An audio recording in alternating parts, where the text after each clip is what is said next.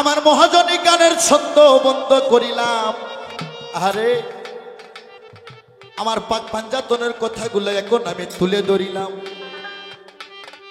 হ্যাঁ, রোসমান গনি মাটির ফাঁকের ভিতর দুই এক আটটা করে গম্ন কইছে, খেজুরের কাটা ভাঙিয়ে নিয়ে যা মাটির ভিতর কাটা ঢুকায় আর ফুরে ফুরে একটা করে গম উঠায়। আস্তে ওরে রোসমান গনির গম উঠান থেকে মুসাফির তখন ভাবে মনে মন, কয় আল্লাহ আমার নবী কোন জায়গায় পাঠিয়ে দিল যে রোসমান গনি খেজুরের কাটা দিয়ে ফুরে ফুরে একটা করে গম তুলতেছে। এই রোসমান গনিকে আমাকে টাকা দেবে, এটা তো আমার বিশ্বাস হয় না। আর এইদিকে তো রোসমান গনি গম উঠতে মুসাফিরকে সালামও পৌঁছায়। সালাম দে বলতেছে, ভাই তোমার বাড়ি কোন শহরে হয়? জুব্বার কয় বাড়িটা আমার সোনার মদিনা। আরে শেষ নবী মোহাম্মদ পাঠাইছে আপনার কাছে এবার টাকা 200 লাগাইয়া।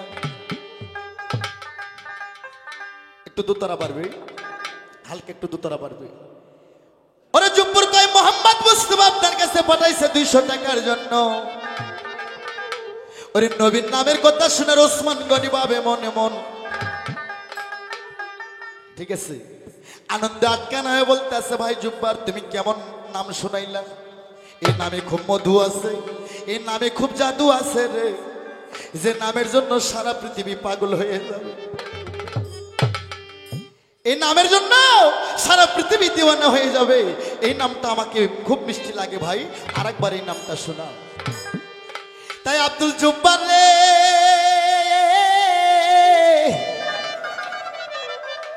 ওরে একে একে আমার নবীর নামের কথা 13 বার শোনাইলো। ওরে 13 বার শোনানোর পর মুসাফির রাগ করে কয়, ভাই রোসমান গনি তুমি টাকা 200 দাও চাই না দাও, ওই নামের কথা আমি আর মুখ দিয়ে প্রকাশ করব না। রোসমান গনি আরবের বিশাল ধনী, কয় তুমি আমারে চিনতে পারো নাই, আমার শ্বশুর আব্বা আমার বিশ্ব নবীর নামের উপর আমি সমস্ত ধন বিতরণ করতে পারি, তাই আমার হুজুরের নাম আমি তোমার থেকে 13 বার শুনছি। এক নামের উপর আমি তোমাকে 200 করে টাকা দেব, একবারে 13 দুগুণে 2600 টাকা আমি তোমাকে দান করব। আর এই কথা কয়ে রোসমান গনি বাড়ির ভিতর গেল রে চলিয়া। রোসমান গনি সিন্ধুক থেকে 13 দুগুণে 2600 টাকা হাতে নেই গো তুলিয়া। আমি একটা কথা বলবো, এখন কিছু কিছু শিল্পী হয়েছে বাবা আমার সেতুর এই পার উত্তরবঙ্গে, আর খালি দেখে ইউটিউবে নতুন কোন গান আসে এটা ডাউনলোড দিয়ে এইটা শিখে এরা গান করে। আমি বলবো শিল্পী দেখ বাবা, বাউল গানের তোমরা কেউ কলঙ্ক করো না, যাই যেটা করো সেইটাই করো। বাউল গানের নামে তোমরা এই ফালাফালি করো না। বাউল গান বাউতে বাতাস শুনতে সন্ধান, বাউলেরা বাতাসের সন্ধানকারী। বাউল গান করতে গেলে হাদিস কোরআন হেফজ থাকতে হবে, ওস্তাদকে পাও টিপতে হবে। আর এই মোবাইলে গান শিখে 2-4টা গান শিখে খালি দেখে কোন শিল্পীর নতুন গান আসে তাকে নিয়ে এক একজন শিল্পী। তোমরা এই বাউল গানের কলঙ্ক করো না। শিল্পী হতে গেলে বড় বড় শিল্পীদের আগে পায়ের উপর করো, আগে পা টিপো 2-4-10 বছর 20 বছর। আমি আনোয়ার সরকার পালা গান করি, কবি গান করি, জীবনী গান করি, হোলি কীর্তন করি, নীলা কীর্তন গান করি। আর অনেক শিল্পী আছে খালি পালা জানে, জীবনী গান জানে না, এরেও শিল্পী কয় না। শিল্পী হইতে গেলে বিভিন্ন আইটেম জানতে হইব। আমার ভাইরা রে, রোসমান গনি সিন্ধুক থেকে যখন 2600 টাকা বার করলেন, নবীর ছোট মেয়ে উম্মে কুলসুম স্বামীর হাতের টাকা থেকে স্বামীর কান কামড়ায়, স্বামী গো এই যে আপনার হাতে 2600 টাকা দেখা যাইতে, সেই টাকাতে সংসারে কোন কাজ হবে? আরে রোসমান গনি কয়, বিবি তুমি জানো না, আরে মদিনা থেকে একটা মুসাফির আইছে। আস্তে বাবা, একটা মুসাফির আইছে, নাম তার জুব্বার। তার মুখ থেকে আমার শ্বশুর আব্বার নাম আমি 13 বার শুনছি, তাই হাউস করে তাহাকে 13 দুগুণে 2600 টাকা আমি দান করব। ওরে তখন উম্মি কুলসুম থাপাতে স্বামীর হাত থেকে টাকাগুলো কেড়ে নে, কয় স্বামী গো আপনি জানেন না আমার এতগুলো ধন সম্পদ দেখে মদিনা থেকে ফকিরের জাত গোষ্ঠীরা নোংরালোসা করতে আছে, তাই একটা ফকিরকে যদি 2600 টাকা দেন এরই বাসনা পায়ে দলে দলে ফকির মিসকিন আসবে, এই বিরক্ত আমি কুলসুম সহ্য করতে পারবো না। এই কথা কয়ে উম্মি কুলসুম স্বামীর হাত থেকে টাকা 2600 নিল রে কাজিরা। আরে টাকা কারে নিয়ে বাড়ির কোটালকে ডাক দে, এক মুষ্টি অকারি চাল, একটা কাজ করলে একটা কানা পয়সা দে, কয় এই মুহূর্তে ফকির গেট থেকে দাও গো তারাই আই। ওরে হুকুমের গোলাম কোটাল তখন অকারি চাউল কানা পয়সা কাজ কলা নিয়ে গেটের ভিতর যায়। যায় কয় মুসাফির তুমি কার মুখ্য চাও? আমার মনিব তোমাকে টাকা দিতে পারবে না, এই যে অকারি চাল কানা পয়সাতে তোমাকে বিদায় করলো, তুমি যাইতে পারো রে ময়না। ওরে অকারি চাউল কানা পয়সা থেকে মুসাফির করে হায় রে হায়, দুই চোখের পানিতে মুসাফিরের বুক গেল সাগর হয়ে যায়। হায় আল্লাহ, আমার নবী আমাকে কোন জায়গায় দিল রে পাঠায় যায়, এই অকারি চাল কানা পয়সা দিয়ে আমাকে বিদায় করলো। এইসব জিনিস দিয়ে তো আমার কন্যা কাল মেয়েকে স্বামীর ঘরে দেওয়া যাবে না। ওরে কাতিরা কাতিরা গেল রে জুম্পা আমার নবীর বাড়ি রে, আল্লাহ রে এই ছিল কপালে।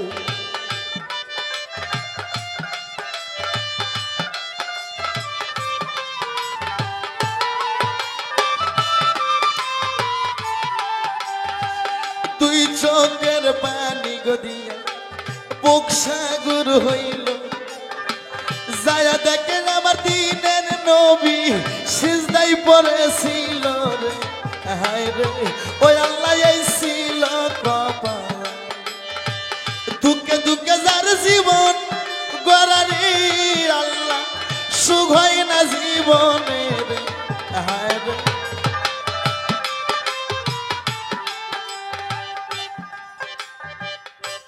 আরে যায়া দেখে আমার নবী সিজদায় পড়েছিল। আরে মুসাফির নবীর পায়ের উপর সিজদায় পড়ে কয় হুজুর গো, আপনি এমন একটা জায়গায় পাঠাইলেন, আপনার মেয়ে কুলসুম থাকতো আমাকে টাকা 200 দিবে, এই যে অকারি চাল কানা পয়সা দিয়ে কাজ কলা দিয়ে আমাকে বিদায় কইরাছে। ওরে তখন আমার নবী গো দুই চোখের পানি মুসা মুসাফিরের গাও মাথা সত্যায় কয় জুব্বার তুমি মন খারাপ করো না, এই ভুল আমার মেয়ে করে নাই বাবা, এই ভুল করছে আমি, হাতের 5টা আঙ্গুল এক না বাবা, আমার ছোট মেয়ে উম্মে কুলসুম টাকা দেয়নি, তাতে কি হয়েছে? জুব্বা আমি তোমাকে এইবার এমন একটা জায়গায় পাঠাবো, ওই জায়গায় যায় যদি আমার নামের কথা একবার বলো, যে কোনো ব্যবস্থা করে হোক তোমাকে টাকা 200 দিব।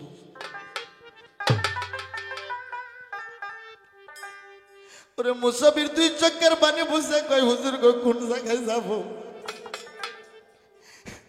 তখন আমার নবীকে দেখে কয় আমার বড় জামাই নাম তার হযরত আলী, আলী মাওলা মুশকিল গোসা হযরত আলী, আমার বড় জামাই হযরত আলীর কাছে যায় যদি খালি আমার নামের কথা বললো তোমাকে টাকা 200 দিবে। ওরে আমার পাঞ্জাতনের কথা বলতে আমার হৃদয় ফেটে যায়। সেদিন হযরত আলী ছিল 18 দিনের অনাহার দলিলে, তাই কয়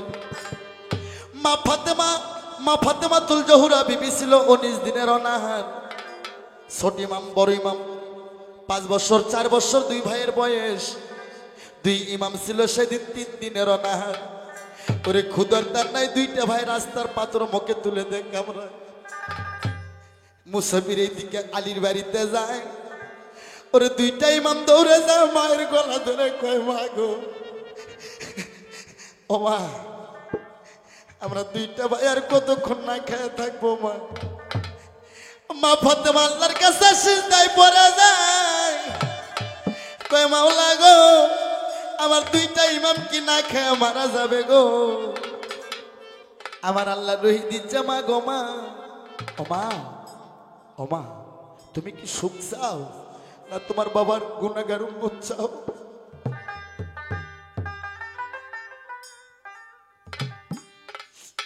ওরে তখন আমার মা ফাতেমা কাঁদতে কাঁদতে আল্লাহর দরবারে কয় মাবুদ গো আমার 2টা ছেলে যদি না খায় মারা যায় তাও দুঃখ নাই, কিন্তু মাওলা গো কাল হাসরের ময়দানে আমার বাবার গুনাহগার উম্মত ছাড়া একটা উম্মত ব্যতীত থুয়ে আমি ফাতেমা কোনোদিন জান্নাতে প্রবেশ করব না। আর সেই মা ফাতেমা হযরত আলী হাসান হোসেনকে বাংলাদেশে কিছু মুসলমান আছে এই শালারা ভালোবাসে না। আমার ভাইয়েরা আমার পাঞ্জাতনের কথা বলতে আমার হৃদয় মানে না, তাই দুইটা দুধের বাচ্চা কয় মা আর পারি না গো, আর পারি না গো, কতক্ষণ ক্ষুধার জ্বালা সহ্য করবো গো। কয় তোমার বাবা রাস্তায় বসে আছে, তোমার দুই ভাই তোমার বাবার কাছে যাও। ওরে তখন হাসান হোসেন দুইটা ভাই দৌড় পারে বাবার কাছে যায়। আসতে বাবা, ওরে যায় দেখে বাবা হযরত আলী রাস্তায় বসে আছে।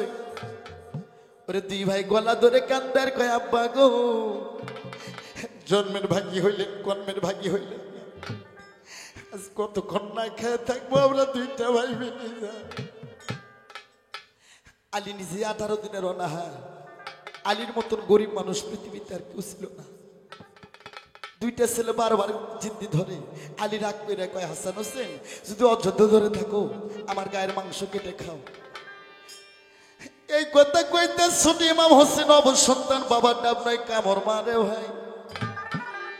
আল্লাহর চতুর্থ আসমান থরথর করে কাঁপে ওঠে। হাহাকার পড়ে গেল সোনার মদিনায়। দুই ইমামের কষ্ট থেকে নদীর স্রোত বন্ধ হয়, বাই বাতাস বন্ধ হয়। ওই সময় মদিনার মুসাফির যা হাজির হয়ে যায়। মুসাফির দেখে করে হাই রে হাই, আল্লাহ তোমার নবী আমাকে এবার কোন জায়গায় পাঠিয়ে দিল। দুইটা বেহেস্তের বাচ্চা হাসান হোসেন খুদর তার নয় বাবার ডাব নয় কামড় মারল। আমি কি করে হযরত আলীকে টাকার কথা বলিব। দুইটা ছেলে কাঁদতে কাঁদতে রাস্তা দিকে যায়। হযরত আলী দুই চোখের পানি মুছে কয় ভাই জুব্বার, বহুদিন পর তোমার সাথে দেখা হইল। ওই যে অজেদ দর্জির সঙ্গে একসাথে নামাজ কায়েম করছি, তারপর থেকে দেখা সাক্ষাৎ নাই। ভাই কি মনে করে আসছো গো? ওই কষ্টের সময় কি কেউ টাকার কথা বলতে পারে?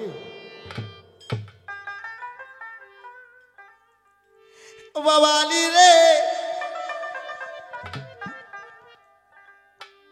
কই ভাই আমি তোমার মুখ থেকে বুঝি এই বাংলাদেশের মানুষ এই পৃথিবীতে গরিবের দয়া গরিব ছাড়া ধনী বোঝে। আলী কয় আমি তোমার মুখ থেকে বুঝতে পারছি ভাই, তুমি কি বিপদে পড়ছে আমারে বলো, সত্য কথা না বললে আমি তোমারে যাইতে দিব না। ওরে তখন জুব্বার বলতেছে আলী রে আমি 200 টাকার জন্য কন্যাকাল মেয়েকে বিয়ে দিতে পারি নাই। নবীর আইন অনুযায়ী আমি দোজকে যাইতেছি। তাই মেয়েটা 3 মাস হলে ঘরে সেনা হয়ে গেছে। তাই এবার নবী যে আপনার কাছে পাঠায় দিছে, আরে টাকা 200-র ব্যবস্থা আমাকে দেন গো করিয়ে। ওরে টাকার কথা শুনে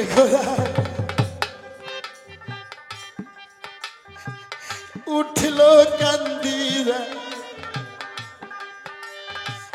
কোথায় পাবো আমি টাকা 200 গো আল্লাহ, এই টাইমে যাই রে আর দুঃখ নেক সাজার কপাল।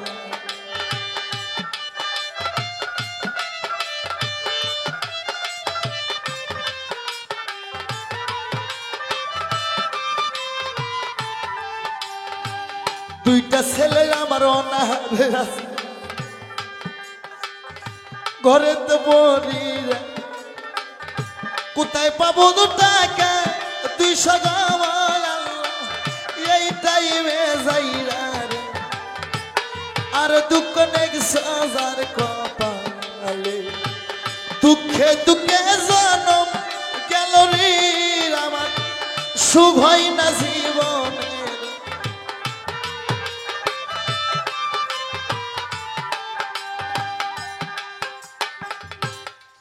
আলী মনে মনে কয় হয়তো আমার ইমানটা পরীক্ষা করার জন্য আমার শ্বশুর আব্বা আমার বাড়িতে মুসাফির পাঠাইছে।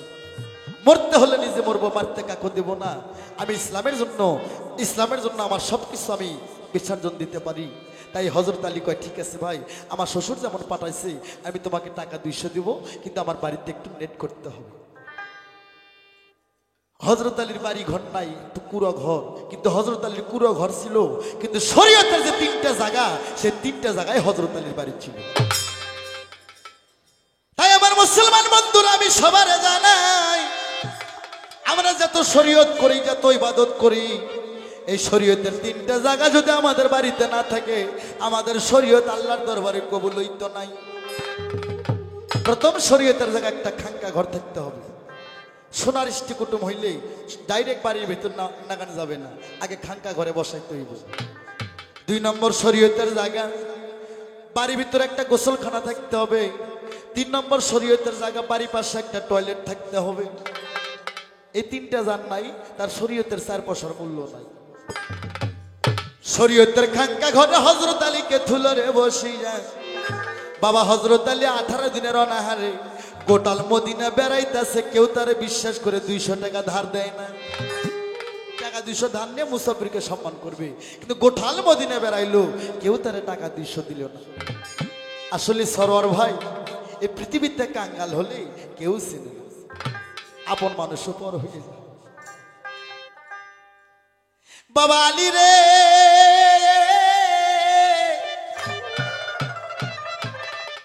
আস্তে বাবা, একটু ভাবে বাজাও, করুণে বাজাও।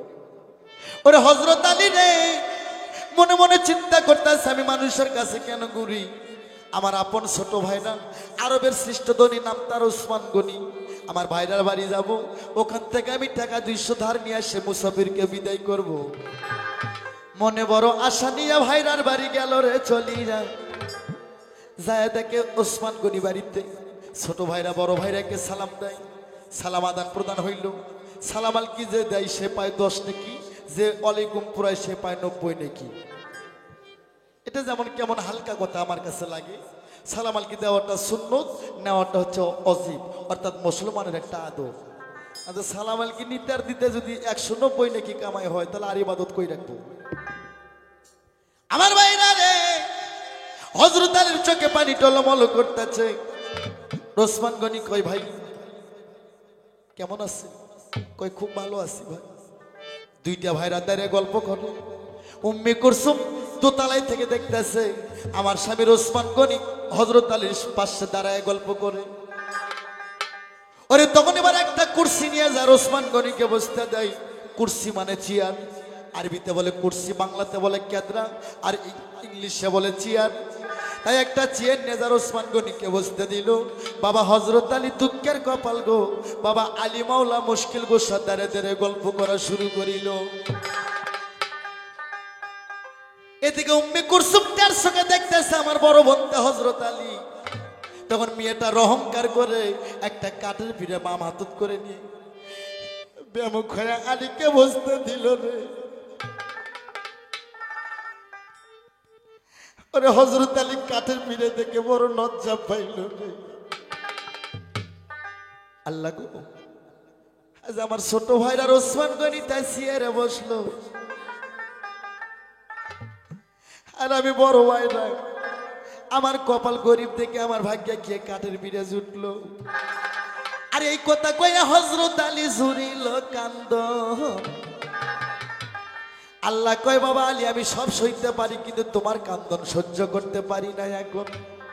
আল্লাহ কয়, বাবা আলী তুমি মুশকিল গোসা, তোমার কান্না আমি সইতে পারি না।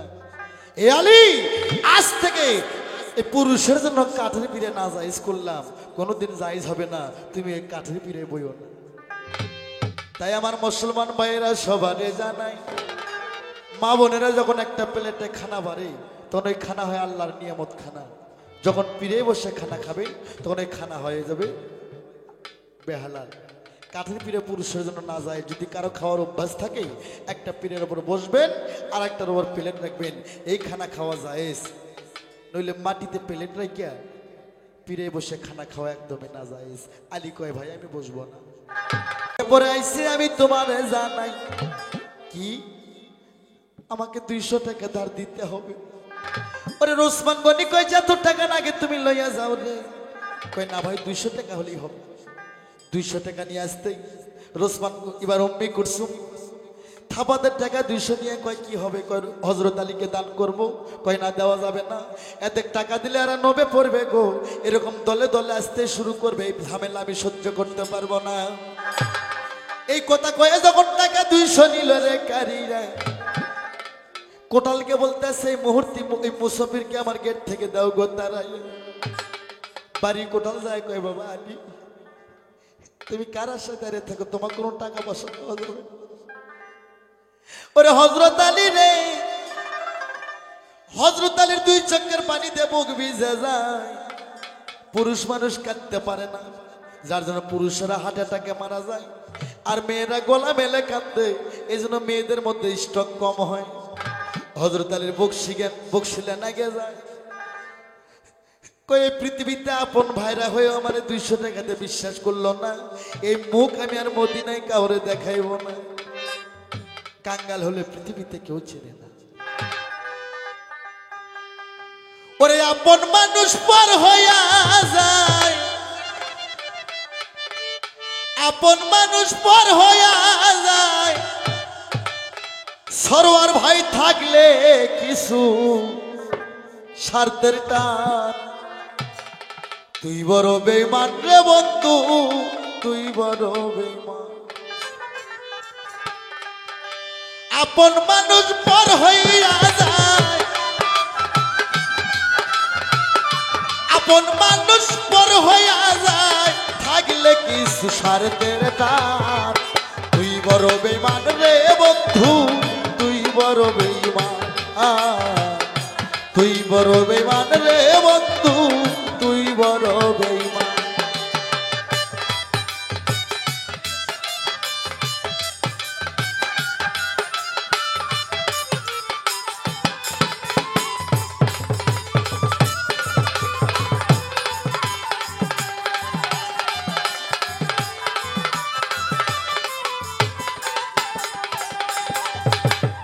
মন কারিলি প্রথম আমার কয়া মিষ্টি কথা, কারে পাইয়া কি বুঝিয়া প্রাণে দিলি ব্যথা।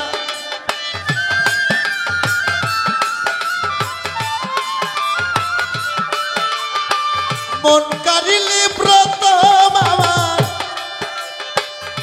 কয়া মিষ্টি কথা, কারে পাইয়া কি বুঝিয়া প্রাণে দিলি ব্যথা। তোর মনে কি নাই মমতা, তোর মনে কি নাই মমতা, কি করে হইলি পাশান। তুই বড় বেঈমান রে মুক্তা, তুই বড় বেঈমান। তুই বড় বেঈমান রে বন্ধু, তুই বড় বেঈমান।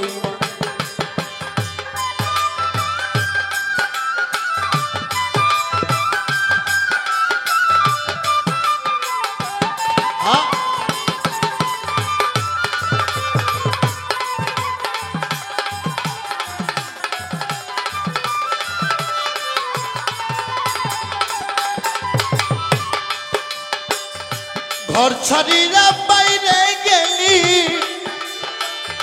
কইরা পাগল বেশি, কারে পাইয়া কি বুঝিয়া আমায় করলি দোষী রে, আমায় করলি দোষী।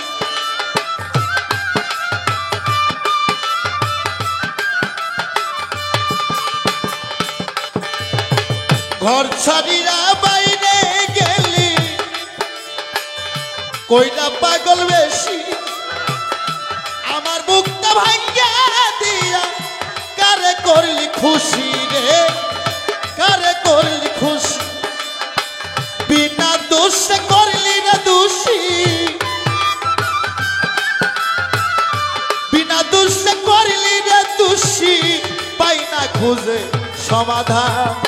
তুই বড় বেঈমান রে বন্ধু, তুই বড় বেঈমান।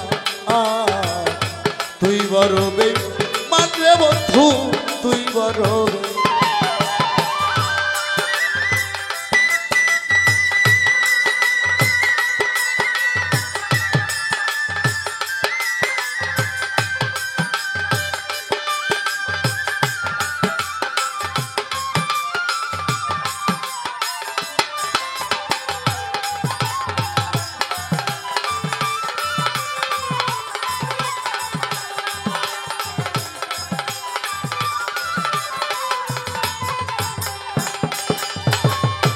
ভালোবাসা মরিয়া যায়,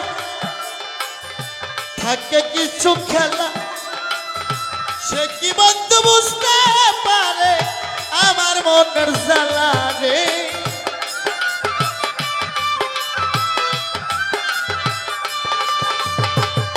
ভালোবাসা মরিয়া যায়, কিছু খেলা সে কি বন্ধু বুঝতে পারে আমার মনের জ্বালানি আমার মনের জ্বালা নূর আলম হয় পুইরা কয়লা সরকার আনোয়ার হয় পুইরা কয়লা বুকটারে করে শোষা তুই বড় বেঈমান রে বন্ধু তুই বড় বেঈমান তুই বড় বেঈমান রে বন্ধু তুই বড় বেঈমান আপন মানুষ পর হইয়া যায় কাছের মানুষ পর হইয়া যায় থাকলে কিছু স্বার্থের টান তুই বড় বেঈমান রে বন্ধু তুই বড় বেঈমান তুই বড় বেঈমান রে বন্ধু তুই বড় বেঈমান তুই বড় বেঈমান রে বন্ধু তুই বড় হযরত আলী তায়েব শহরে গেল রে চলিয়া তায়েব শহরের একটা নেতা ছিল নাম ছিল তার সাইদ ইহুদি শোনেন দুঃখের ঘটনা সাইদ ইহুদি খুব কঠিন মানুষ আর তায়েব শহর এমন একটা খারাপ দেশ ছিল তায়েবের কথা মনে হইলে নবী আমার আজও রওজা থেকে কেঁপে ওঠে ওরে হযরত আলী ছিল 80 হাত লম্বা সবারে জানায় হযরত আলী তায়েব শহরের রাস্তাতে হাইটা যায় তাই তায়েবের নেতা নাম তার সাইদ ইহুদি ছেলেবেলে জিগায় এত লম্বা মানুষ কেন আমার দেশ দিয়ে হাইটা যায় এই লোকজন ওই মানুষটাকে আমার আজ দরবারে ডেকে নিয়ে আসো তখন দুইটা ছেলে যায় কই হুজুর আপনাকে ডাকতেছে বলে কে বলে আমাদের নেতা সাইদ ইহুদি সাইদ ইহুদির কথা শুনে হযরত আলীর গায়ে রমা শিংড়ে ওঠে কয় যে সাইদ আমার নবীজিকে এত জ্বালা যন্ত্রণা করছে এত অত্যাচার করছে এই সাইদ আমাকে কিসের জন্য ডাকি হযরত আলী এক পাও যায় দুই পাও পাউছে শোনো প্রাণের ভাই এভাবে যাইতে যাইতে সাইদ ইহুদির সিংহাসনে গেল রে পৌঁছি যায় সাইদ ইহুদি কয় তুমি এত লম্বা মানুষ তোমার বাড়ি কই নাম কি আলী কয় নবীর বংশের ছেলে আমরা মিথ্যা কথা বলি না আরে বাড়িটা হইল আমার সোনার মদিনা আমার নামটা হযরত আলী শেরে খোদা শেরে আলী আমি শেষ নবী মুহাম্মাদের জামতা আরে এই কথা কইতে সাইদ ইহুদি সিংহাসন থেকে টলে পড়ে বেহুশ হয়ে যায় ওই দেশের মানুষ কয় হায় ভগবান হায় প্রভু এই সাইদ ইহুদি আমাদের মনিব আমাদের নেতা সে কেন নাম পরিচয় শুনে বেহুশ হইল কিছুক্ষণ পর হুশ হয়ে কয় এই লোকজন কার মুখ্য চা যে মোহাম্মদ জাদুঘর যে মোহাম্মদ জাদুবিদ্যা কইরা কানসা মাটি হাতে নিয়ে সোনা তৈরি করছে দিনকে রাত করছে রাতকে দিন করছে সূর্যকে দুভাগ করছে তারই বলে এই জামাই ইয়ে তো জাদুঘর হইতে পারে এই মুহূর্তে একে মারপিট করে আমার দেশ থেকে দেও গোদ্ধা আস্তে বাবা আলী রে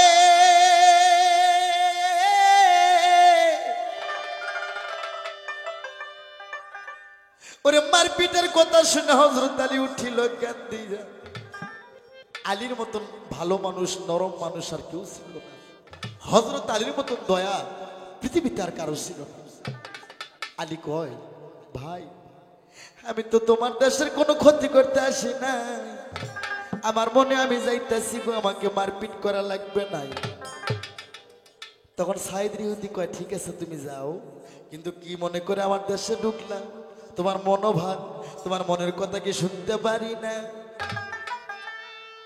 ওরে তখন হযরত আলী কয় মনের কথা শুনে কি হইব আপন মানুষই আমারে ভালোবাসলো না আমি শুধুমাত্র 200 টাকার জন্য পড়ে গেছি বিপদে শোনো প্রাণের ভাই আরে 200 টাকার জন্য আমি বিপদে পড়ে গেছি আর মদিনায় আমার কোনো বান্ধব রইল না 200 টাকার জন্য আমারে আপন মানুষই ছিল না আমি 200 টাকার জন্য খুব বিপদে পড়ে গেছি সাইদ ইহুদি কয় টাকার আলাপ বাদ দন্য আলাপ করো সে তুমি টাকার আলাপ করতে পারো তুমি কি আমার দেশের আইন জানো কয় না সাইদ ইহুদি কয় আমার দেশের আইন আজ যদি তুমি আমার থেকে 1 টাকা নাও কালকে 2 টাকা দিতে হবে পরের দিনে 4 টাকা দিতে হবে, নইলে তোর জমি বিক্রি করতে হবে, আর তা না হলে যে কোনো অষ্ট অলঙ্কার আমার ঘরে বন্ধক রাখতে হবে। আলী কয় ভাই আমি একটা গরিব মানুষ, আমার তো কোনো জমি নাই, আর কি বন্ধক তোমার ঘরে রাখবো? বন্ধক রাখার মতন কোনো জিনিস তো আমার ঘরে নাই। বাবা ছোট বাজাই ওরে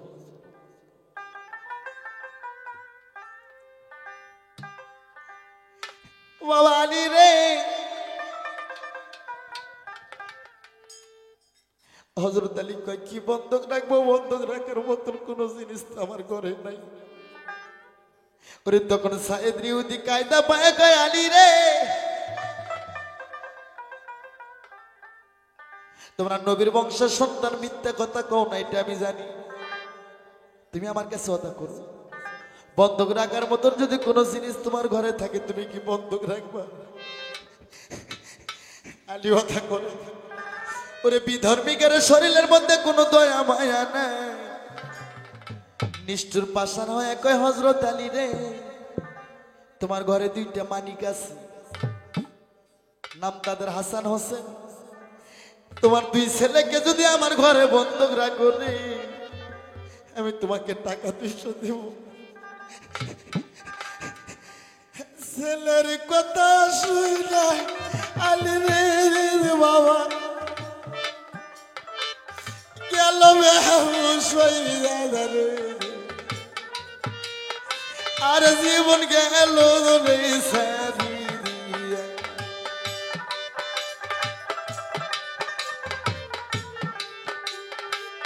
কেমন করে দে বন্ধক রাখবো?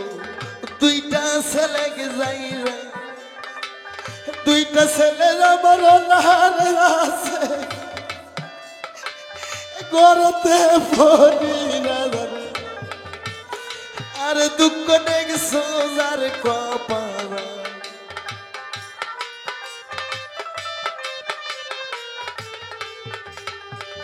দুইটা ছেলের আমি কেমন করে বন্ধক রাখব যাই? মানুষ কোনদিন বন্ধক রাখে গো আল্লাহ, জীবনে শুনি নাই রে আল্লাহ রে, ছিল কপাল। আলী 2 ছেলের কথা শুনি না কেঁদতে কেঁদতে বেহুশ হয়ে গেল। সাইদ ইহুদি কয় এই তুমি কিসের নবীর জামাই, সামান্য 2টা ছেলে বন্ধক থাকার কথা শুনে কাঁদতেছো? আমার বিশ্বাস হয় না তুমি নবীর জামাই। আলী কয় আল্লাহ তোমার ইসলাম কি বিফলে যাবে? নবীর বংশের সন্তান আমরা, মরতে হলে নিজে মরবো, মারতে কাউকে দেব না। হযরত আলী কইতাছে আমি সত্যই 2টা ছেলে আপনার কাছে বন্ধক রাখবো, আমারে টাকা 200 দেন। ওরে তখন সাইদ ইহুদি কয় তোমাকে অগ্রিম টাকা দেওয়া যাবে না, আগে 2টা ছেলে তুমি আমার বাড়িতে নিয়ে আসো, তামার পত্রতে দলিল করো, আমি তারপর তোমাকে টাকা 200 দিব। ওরে হযরত আলী অদা করলো, ঠিক আছে ভাই আমি 2টা ছেলে এবার আপনার কাছে আগে নিয়ে আসবো। ওরে তখন হযরত আলী রে মনে বড় কষ্ট নিয়ে রে কাঁদতে কাঁদতে হযরত আলী বাড়ি যাইতেছে। এদিকে মা ফাতেমা দুঃখনী নারী স্বামীর কাছে জিজ্ঞেস করতেছে, স্বামী গো আমার 2টা ছেলে কি না খেয়ে মারা যাবে, আপনি কি কোনো খানা পানির ব্যবস্থা করলেন? তখন হযরত আলী একটা মিথ্যা কথা কয়, বিবি আমি খানা পানির ব্যবস্থা করতে পারি না, তবে আমার শ্বশুর তোমার বাবা আমার দাওয়াত করছে, এই মুহূর্তে 2টা ছেলে আমার বিচার সাধন করে দাও, আমার 2টা ছেলে নিয়ে আমি দাওয়াত খাইতে যাব।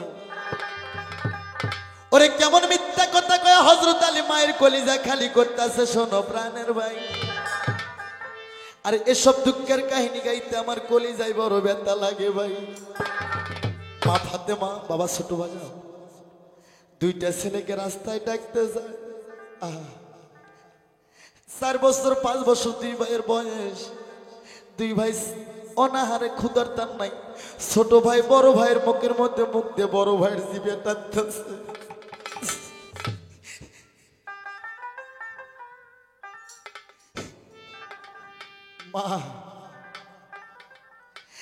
মা গো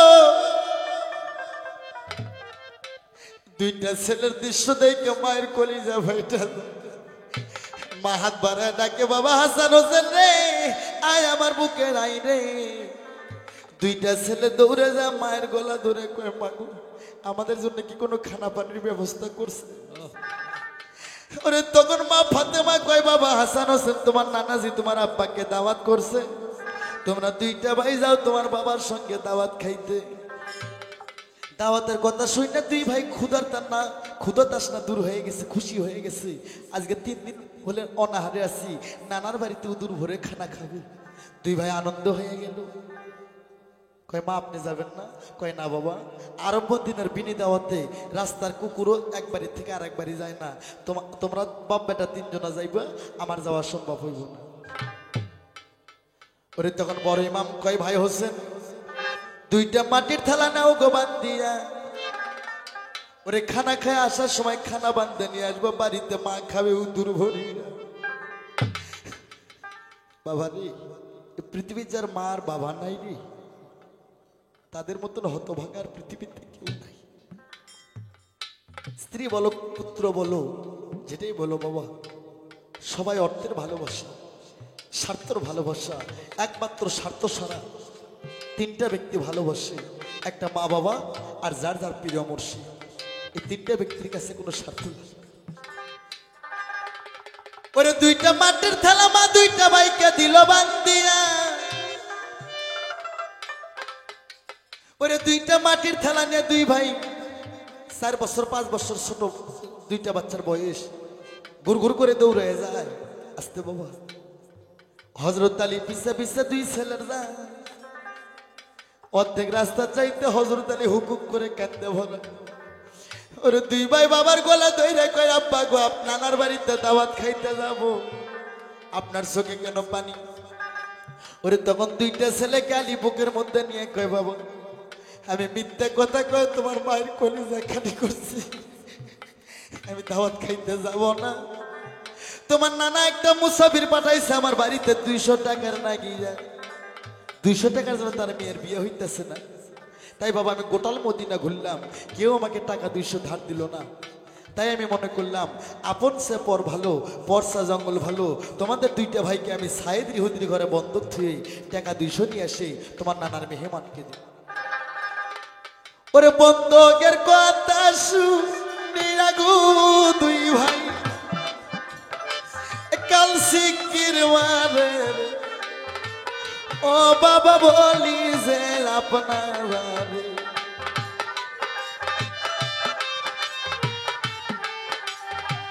কেমন করে যে বন্ধক রাখবে, দুইটা ছেলে যাইরা মানুষ কোনদিন বন্ধক রাখে গো আব্বা, জীবনে শুনি নাই রে।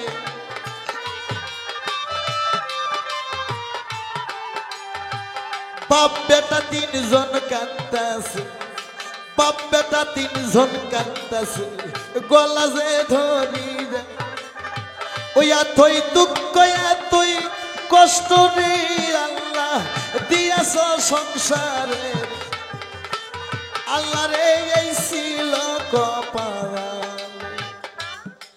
আব্বা গো কোনদিন শুনি নাই মানুষে মানুষকে বন্ধক রাখে। ওরে দুই ছেলের কান্না দেখে হযরত আলী কয়, হয়ে যাক নবীর আইন ভঙ্গ, তাতে আমার কি, চলো তোমাদের বাড়িতে ফিরে নিয়ে যাব। ওরে ইমাম হাসান হোসেন 2টা কবিতরের বাচ্চার মতো 2 সন্তান কয়, আব্বা গো এমন কথা আর বলবেন না, ঠিক আছে আমরা 2টা ভাই সত্যই বন্ধক থাকবো, কিন্তু বাবা গো এই বন্ধকের কথা জান বাড়িতে মা শোনে না, মা জান শুনলে কিন্তু প্রাণে বাঁচবে না। আলী 2টা ছেলে সঙ্গে করে নিয়ে গেল সাইদ ইহুদির বাড়িতে। ওই 2টা ভাইয়ের মুখ পূর্ণিমার চাঁদের মতন জ্বলে যাইতেছে। সাইদ ইহুদি কয়, হাই ভগবান এত সুন্দর 2টা ছেলে একটা গরিবের ঘরে দিছো, এ আলী তুমি সামান্য 200 টাকা দিয়ে কি করবা, যত টাকা নাকি আমার থেকে নিয়ে যাও, 2টা ছেলে একবারে বিক্রি করে যাও। আলী কয়, না ভাই আমি একটি ছেলে বন্ধক থুতে, আমি তো ছেলে বিক্রি করব না। তখন সাইদ ইহুদি কায়দা পায়া কয়, ঠিক আছে ছেলে তুমি বন্ধক রাখো, কিন্তু এই যে তামার পত্রতে তুমি দলিল করো আজকে কোন টাইমে তুমি ছেলে বন্ধক থুচ্ছ আর কালকে কোন টাইমে তুমি খালাস করবা। ওরে তো ওই সময় কোনো ঘড়ি কিংবা কোনো মোবাইল ছিল না, সূর্য দেখে তারা টাইম বলতো। ওরে বেলার দিকে তাকায় দেখে বেলা 4 ঘটিকা বাইজা যায়। সাইদ ইহুদি এবার তামার পত্র কলম আলীর হাতে দেয়। বাবা আলী রে, ওরে কাগজ কলম নিয়ে হযরত আলী দলিলে সই সারা করতেছে। শোনো প্রাণের ভাই, ওরে তুই ফ্যাশন ফ্যাশায় কলম কুমান কালি ছাড়ে না। আহারে কলমের কালি গেল রে শুকিয়া। হযরত আলী কয়, হে কলম তুই কি আমার বিপদ বুঝলি না? তুই কি আমার বিপদ বুঝিস না? বাড়িতে মুসবিদার হয়ে আছে। ওরে তখন হযরত আলী হাতের আঙ্গুল মুখের মধ্যে ঢুকাইলো। ওই হাতের আঙ্গুল আলী মুখের মধ্যে ঢুকাইলো। ওরে শাহাদত আঙ্গুলে কামড় দিয়ে আর আঙ্গুলের মাথা কেটে হযরত আলী দলিলে সই সারা করিল। ওরে দলিলে সই সারা করাও সারা পাঁচ পাখি যেমন মুরগির বাচ্চা থাপাতে ধরে, ওই রকম সাইদ ইহুদি ইমাম হাসান হোসেন দুইটা দুধের বাচ্চা রে, 4 বছর 5 বছর বয়স, ওরে দুইটা সন্তানকে থাপাতে ধরে নোহার ঘরে বন্ধ করে রে। দুইটা সন্তান বাবার মুখের দিকে চাতক পাখির মতন তাকায় থাকে আর কয়, আব্বা গো। ওরে বারবার বলতেছে, আব্বা গো ধরি আপনার পায়। এই বন্ধকের কথা যেন বাড়িতে মা শোনে না, মা জান শুনলে কিন্তু প্রাণে বাঁচবো না। আলীর হাতে টাকা 200 দিল। আলীর টাকা নিয়ে মদিনায় দৌড় শুরু করে। দুইটা বাচ্চা বাবার দিকে তাকায় কান্দে আর কয়, আব্বা গো আপনি কালকে না আসা প্রমাণে আমরা 2 ভাই কিন্তু ইহুদির হাতের 1 গ্লাস পানিও পান করব না। দলিলে ইতিমধ্যে সই করা আছে। 4টার সময় বন্ধক রাখলো, পরের দিনে 4টার সময় টাকা 200 জন দিতে পারে, ছেলে দিতে হবে আলীর, আর না দিলে ছেলে দিতে হবে আমার। আলী দৌড় শুরু করে। ওরে কেবল দুঃখের কাহিনী গেল ভাই শুরু হইরা, আরে সামনে মজার কথা আছে, আমি গাইবো ভাবে ভাব মিশাইয়া।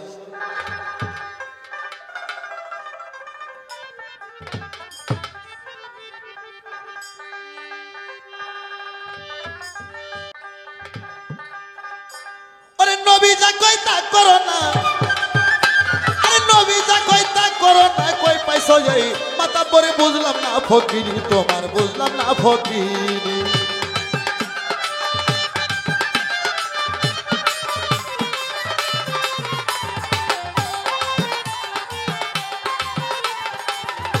ওরে নবী যা কই তা করো না,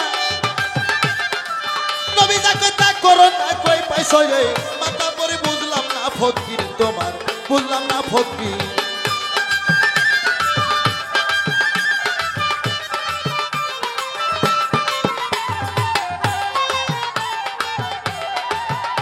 ওরে মানে না ভাই হাদিস কোরআন আল্লাহ রাসূলের বিধান, আরে পঞ্চরসের পাসন খায় আরে পেট কইরাছে ভারী, আরে পেট কইরাছে ভারী। ওরে মানে না ভাই হাদিস কোরআন, ওরে আল্লাহ রাসূলের বিধান, পঞ্চরসের পাসন খায় আরে পেট কইরাছে ভারী, আরে পেট কইরাছে ভারী।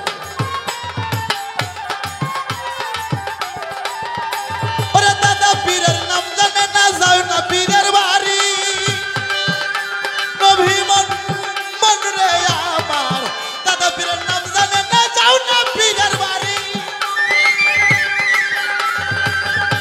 ওরে কামলার থেকে সালাম পাইয়া, কামলার থেকে সালাম পাইয়া জুইরা লইছো দোকানদারি, কই পাইছো ফকির মিয়া, কই পাইছো ফকির।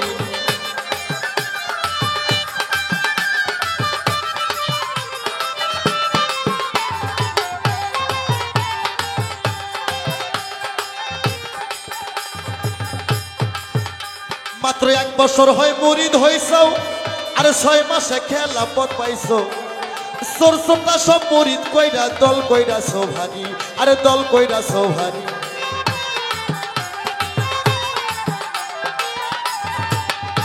কেবল 1 বছর হয় মুরিদ হইছো, বাবা 6 মাসে খেলাফত পাইছো। আরে সরসটা সব মুরিদ কইরা দল কইরাছো ভারী, আরে দল কইরাছো ভারী।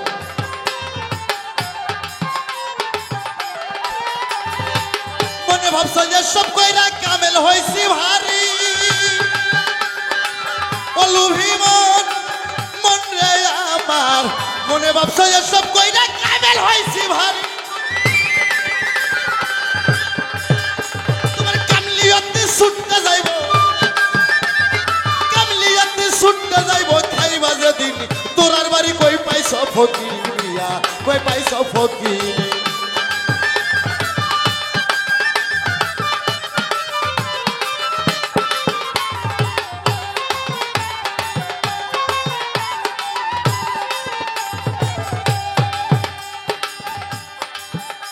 ওরে এখনো তো সময় আছে আর চলে যাওয়া লেমের কাছে এটা সব আলেম না নায়েবে রাসূল যারা হক্কানি আলেম তারাই হক্কানি পীর ওরে এখনো তো সময় আছে আর চলে যাওয়া লেমের কাছে তোবা পরে নামাজ পড়ো গান নবীর দাওয়াত ধরি আরে নবীর দাওয়াত ধরি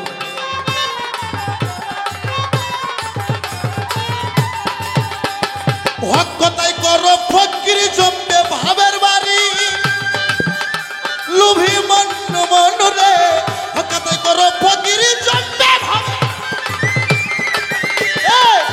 ওরে দেওয়ান আনোয়ার কই ডুবলো বেলা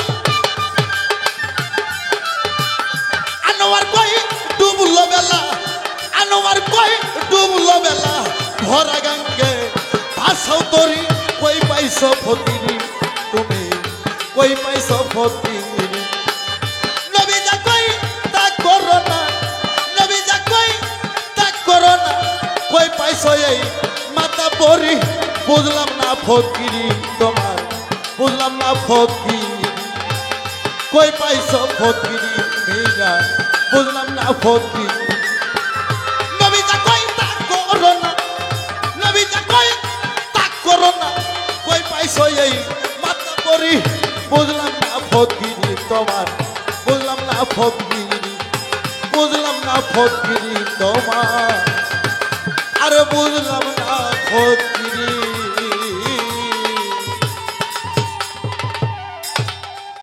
দেশের বাইরে যারা তাদের উদ্দেশ্য করে পাঞ্জাতনের উপর গান মা ফাতেমা হযরত আলী ইমাম হাসান হুসাইন যারা ছাড়া এই কালো কোনো গতি নাই সে কালো কোনো গতি নাই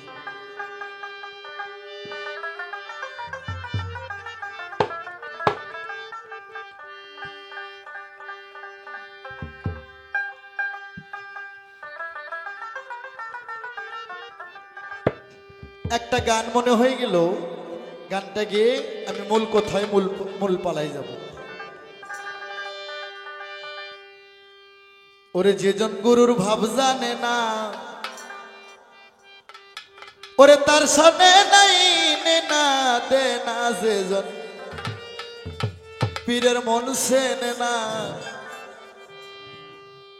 কিছু কিছু ভক্ত আছে বাবা আর আবার গুরুকে ওপর রাগও করে তাই সেদিকে লক্ষ্য করে আমার এই গান সেদিকে লক্ষ্য করে আমার এই গানটা থাকে তার সনে নাই নি না রে দে না তার সাথে নাই নি না দে না যে জন্য গুরুর ভাব জানে না গো জীজন মৌলার প্রেম জানে না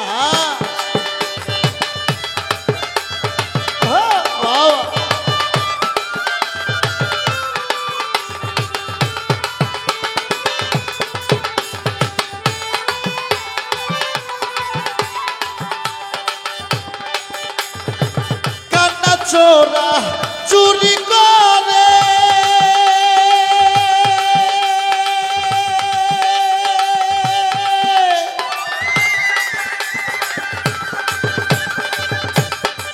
ঘরসার আসি দেয় পাগারে কানা চোরা চুরি করে ঘরসার আসি দেয় পাগারে সুদাই কানা খাতিয়া মরে সুদাই কানা খাতিয়া মরে কানার ভাগ্যে ধন মেলে না গুরুর ভাব জানে না গো, যেজন মৌলার প্রেম বোঝে না।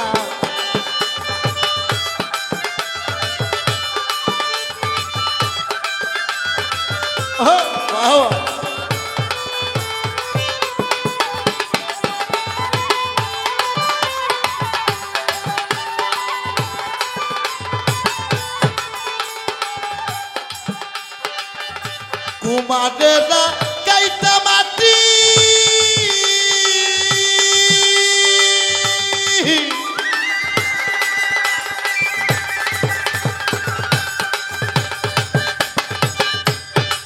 ছাইনা করে পরিপাটি, কুমারেরা গাইতা মাটি ছাইনা করে বাবা পরের পাটি, কানসামাটি রং ধরে না, কানসামাটি রং ধরে না, পুরলে হবে বাবা কানসা সোনা। যেজন মাওলার ভাব জানে না গো, যেজন গুরুর প্রেম জানে না, তার সাথে নাই নে না রে দে না, তার সাথে নাই নে না দে না। যেজন গুরুর ভাব জানে না গো, যেজন মাওলার প্রেম বোঝে না।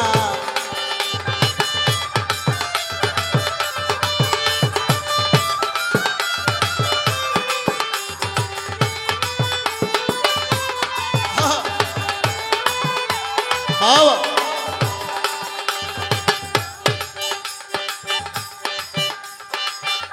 কাটুরিয়া মানিক পালো,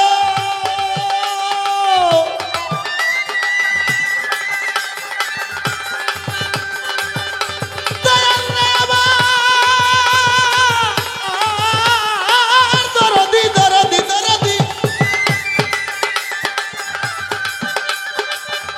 পায়া মানিক হারাইল, কাটুরিয়া মানিক পালো,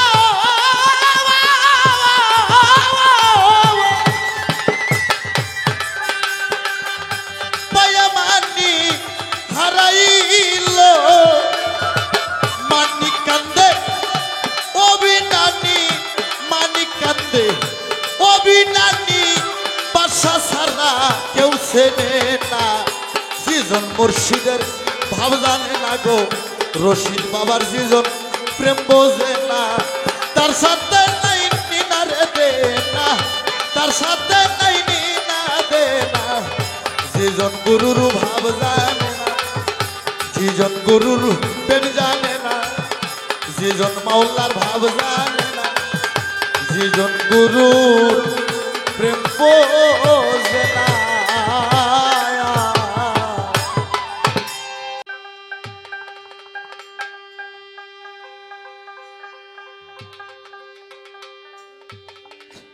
সম্মানিত দেশে দেশের বাহিরে, আমি আনোয়ার সরকার, আমার যারা ভক্তবিন্দু, ভক্ত শ্রোতা, আশিকান, জাকিরান যারা আছেন, সবাইকে উদ্দেশ্য করে,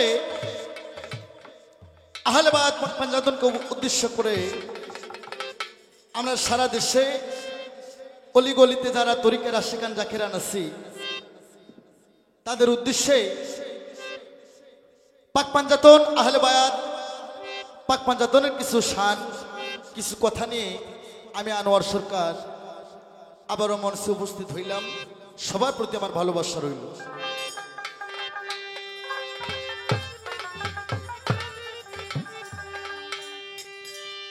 এই কোরআনটা কেউ পড়িয়া জ্ঞানী হইছে, কেউ শিখিল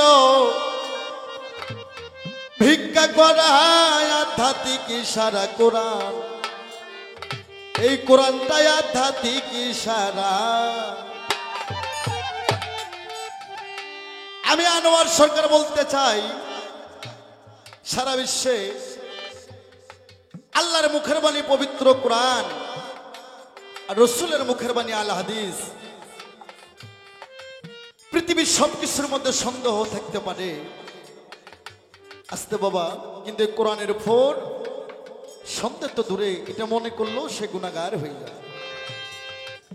কিন্তু এখন বাংলাদেশে কিছু কিছু আলেম এই কোরআনটা নিয়ে কি করতেছে সেদিকে লক্ষ্য করে গান আহলে বায়াত পাকপাঞ্জানকে স্মরণ করে মা ফাতেমা হযরত আলী ইমাম হাসান হোসেনকে স্মরণ করে তাদের কিছু গুণকীর্তন গুণকথা আর কিছু গান থাকবে।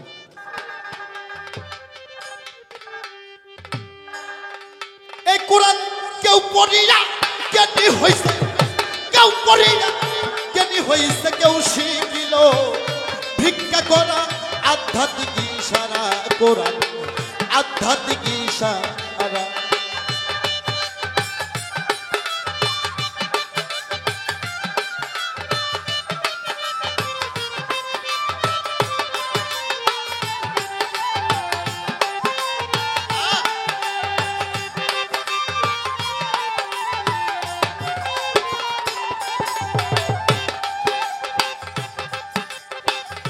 মুন্সি মৌলানা মৌলভী কোরআন পড়ার করছে দাবি, করে না পীরের পাইরবি, অহংকারে ভরা ওই অবয় অহংকারে ভরা।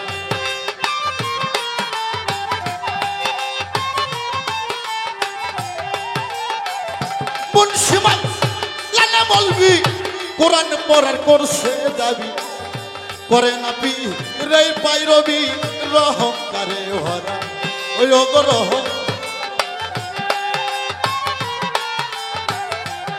এই পৃথিবীর বিখ্যাত মাওলানা খাইছে এক পাগলের কাছে ধরা,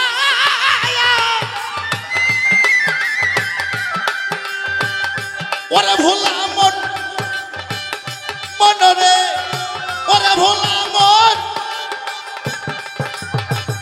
এক বিখ্যাত মাওলানা খাইছে এক পাগলের কাছে ধরা,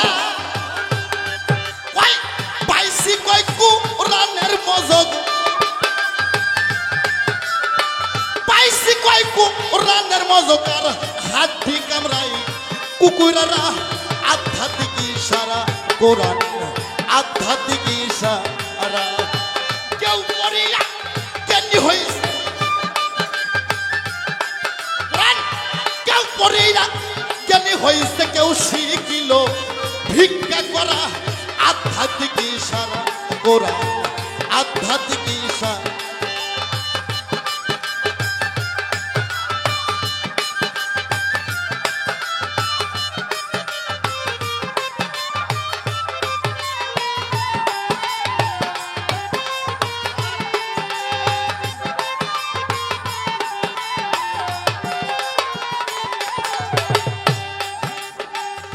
আমরা হই বাঙালি মুসলমান, আরবি ভাষায় পড়ি কোরআন,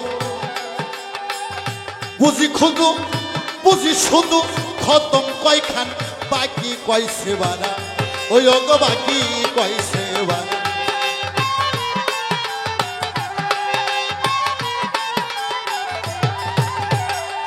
আমরা বাঙালি মুসলমান, আরবি ভাষায় পড়ি কোরআন, বুঝি শুধু খতম কয়খান বাকি কয়সে পারা ওই রঙ বাকি কয়সে পারা।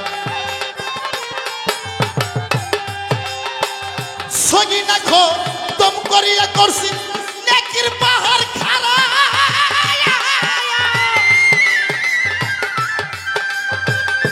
ওরে ভোলা মন মনরে, ওরে লুবি মন। সগিনা খতম করিয়া নেকির পাহাড় খাড়া, আরে কি কইল নিজে বুঝল না, কি কইল নিজে বুঝল না, আর বুঝল না শুনল যারা আধ্যাত্মিক ইশারা কোরআন আধ্যাত্মিক ইশারা। কেউ পড়িয়া জ্ঞানী হইছে এই কোরআন, কেউ পড়িয়া জ্ঞানী হইছে, কেউ শিখিল ভিক্ষা করা আধ্যাত্মিক ইশারা কোরআন আধ্যাত্মিক ইশারা আধ্যাত্মিক ইশারা কোরআন আধ্যাত্মিক ইশারা আধ্যাত্মিক ইশারা কোরআন। এই কোরআনটা আধ্যাত্মিক ইশারা।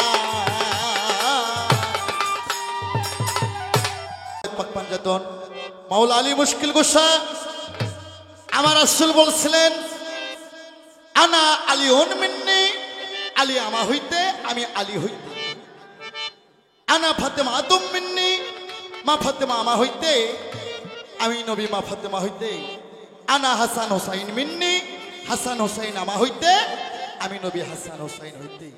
এই পাঁচজন পৃথিবী সৃষ্টির আগে পৃথিবী ধ্বংসের পরেও কোনোদিন তারা জোদা হবে না। এই বাংলাদেশের মুসলমানকে আমি বলতে চাই, জান্নাত পেতে ছেলে, আল্লাহকে পেতে ছেলে, যারা জান্নাতের আশায় ইবাদত করে তারা মুনাফিক। ইবাদত করতে হবে আল্লাহ আল্লাহ রাসূলের আশায়। তার কারণ যারা আল্লাহ রাসূলের আশায় ইবাদত করে তারা নিজেই জান্নাতের মালিক হয়ে যায়। আর যারা জান্নাতের আশায় ইবাদত করে আল্লাহ তাদের জান্নাত দিয়ে আল্লাহ তাদের মধ্যে আর থাকে। তাই জান্নাতকে পেতে ছেলে পাঁচজন ব্যক্তিকে ভালোবাসতে হবে। আহলে বায়াত, পাক পাঞ্জাতন, মা ফাতেমা, হযরত আলী, ইমাম হাসান হোসেন আমার নবী। তাই আমার বিশ্ব নবী মুস্তাফায় একদিন মসজিদ মিনারায় নবী আমার নামাজ শেষ করে মসজিদ মিনার থেকে নবী আমার আইন করতেছে। চারজন সাহাবা ছিল, হযরত আলী, আবু বকর, ওমর, ওসমান, আরো অন্য ওলামায়ে কিরামগণ ছিল। আমার নবী একটা আইন করে দিল, ইয়ার সাবিগণ, ওলামায়ে কিরামগণ, কোন বাবার ঘরে যদি আল্লাহ কোন কন্যা সন্তান দেয়, ওই কন্যার যখন বয়স 12 বছর হয়ে যাবে, প্রথম যদি বাবার ঘরে মেয়েটার ফুল ফুটে যায়, ওই মেয়েটার বাবা মা একটা খুনের দায়িত্ব হয়ে যায়। আমার নবী কয় বন্ধু রে, 2 মাসের কালে ফুল ফুটলে মেয়েটার বাপ মা 2টা খুনের দায়িত্ব হয়ে যাবে। 3 মাসের কালে ফুল ফুটলে মেয়েটার বাপ মা 3টা খুনের দায়িত্ব হইব। 4 মাসে ফুল ফুটলে 4টা খুনের দায়িত্ব হইব। 4 মাসের কালে ফুল ফুটলে ওই মেয়েটার মা বাবার সঙ্গে গ্রামের মাতা মুরব্বী, যারা নেতা, যারা টাকা পয়সাওয়ালা লোক, তারা সবাই জাহান্নামী হইব। হয়তো আমার কমেন্ট বক্সে লিখবো যে আনোয়ার সরকার, একজনের ঘরে মাইয়া যুবক হইছে, 3 মাসে মেয়েটার বাপ মা 3টা খুনের দায়িত্ব হবে, আর 4 মাসে পাড়া প্রতিবাসী টাকা পয়সাওয়ালা লোক, নেতারা, তারা কেন জাহান্নামীতে যাবে? আমার এই জায়গায় কথা থাকবে, এ ভক্ত, সাদাহারি কইরা আমরা রাজনীতি করি, চাঁদাহারি কইরা পিকনিক করি, চাঁদাহারি কইরা গান বাজনা অনেক কিছু রং তামাশা করি, মসজিদ মাদ্রাসা চাঁদাহারি কইরা আমরা গঠন করি, কিন্তু গ্রামে চাঁদাহারি কইরা ওই ময় মুরব্বী, ওই হত্যাকর্তারা একটা গরিবের মেয়েকে বিয়ে দিতে পারে না। কেন দেয় না? এই জন্য দেখে শুনে 4 মাসের কালে ওই পাপটা গ্রামের ওই দেওয়ানের প্রধান টাকা পয়সাওয়ালা লোকের ঘাড়ে যায়। আর 5 মাসের কালে কোন কাম করবে? শোনো প্রাণের ভাই,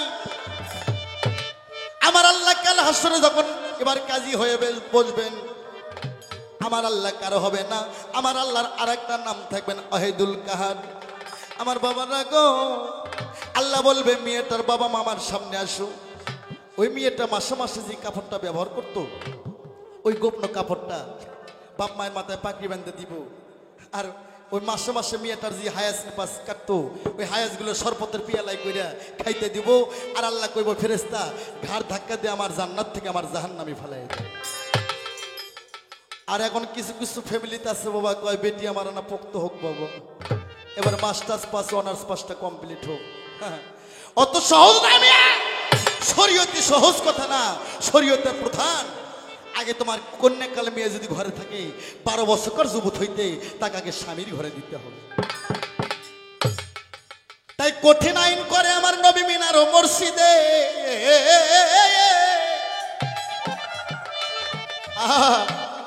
ওরে সোনার মদিনায় এমন একটা গরিব মানুষ ছিল, আমার নবীর সে প্রিয় ভক্ত রে।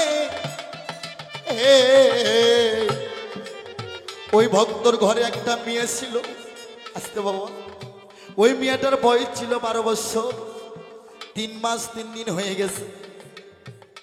12 বছরে ফুল ফুটে গেছে, 3 মাস 3 দিন হলে মেয়েটা ঘরে আসছে।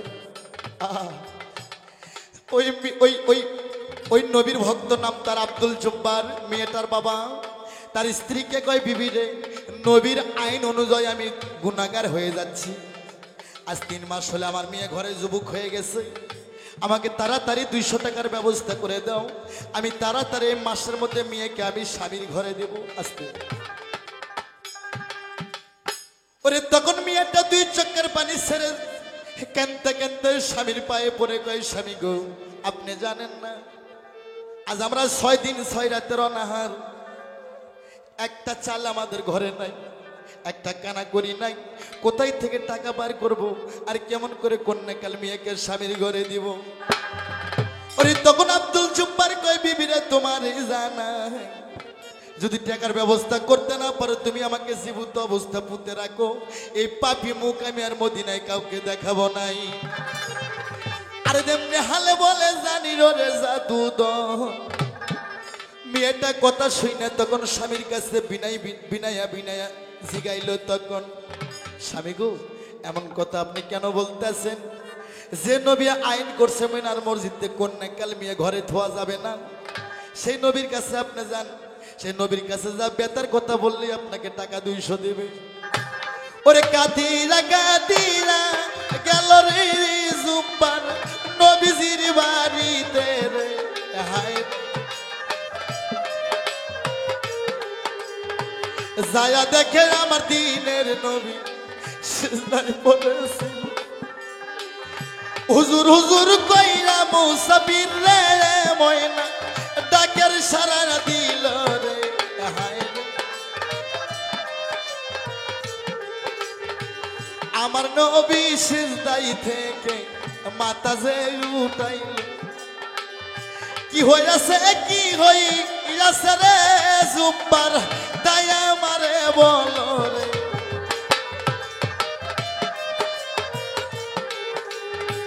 যার কপালে জালেই কাছে গো দয়াল, কে খন্ডাতে পারে রে, হায় রে ওই আল্লাহ এই ছিল কপালে। আমার নবী বলতেছে, জুব্বর তোমার চোখে কেন পানি দেখতে পাই? কই হুজুর, আপনার আইন অনুযায়ী আমি গুনাহগার হয়ে যাইতেছি, আজ 3 মাস হলে মেয়েটা ঘরে সেনা হয়ে আছে, আমি কি করে স্বামীর ঘরে দেব? হুজুর আপনার কাছে আসলাম, আপনি টাকা 200 ব্যবস্থা করে দেন। আমার নবী ছিল সেদিন 7 দিনের অনাহারে, পেটে 7টা পাথর বাঁধছে, 7টা পাথরের উপর পবিত্র কোরআন থেকে 7টা আয়াত নাজিল হয়ে গেছে। আমার নবী কয়, জুব্বার রে, আমি কত সুখে থাকি এটা আমার সাবারা ভালো জানে, আমার কাছে একটা কানা করুম নাই, আমি কোথায় থেকে তোর টাকা 200 দেব? ওরে জুব্বার কইতাছে, হুজুর গো, টাকা 200 না দিলে আপনি আমাকে গলায় টিপে মারেন। আমার নবী বলতেছে, জুব্বার তুমি এমন কথা কেন বলতেছ? আমার কাছে টাকা নাই তাতে কি হয়েছে রে? হ্যাঁ, আমার একটা জামাই আছে, নাম তার ওসমান গনি, আরবের ধনী, 7 মুলুকের বাদশা, 90 গুলা ধন সম্পদ তার আল্লাহ দিছে, 360টা উর্তুম্ব ভেড়া ছাগল তার ঘরে আছে। আমার ডবল জামাই ওসমান গনি, ওসমান গনির বাড়ি যায় আমার নামের কথা বললি তোমারে টাকা 200 দিবে। এই কথা শুনি না তখন রে জুব্বার গেল রে চলিয়া রে, আরে নবী তুমি আবার কবে আইবা আমারও বাসরে রে, আরে নবী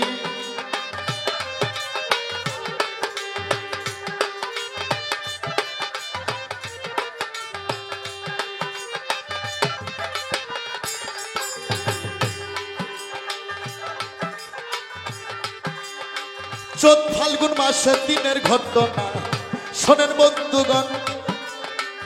আব্দুল জব্বার রওনা হইল গনির বাড়ি, এখন কার মুখে রোধ পড়ে গেল রে ময়না, সবারে দেই কইরা রে।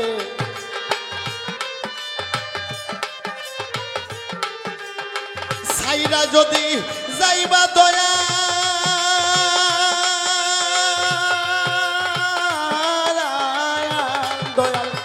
বুকে ছেলে মারিয়া রে, আরে নবী তুমি আবার কবে যাইবা?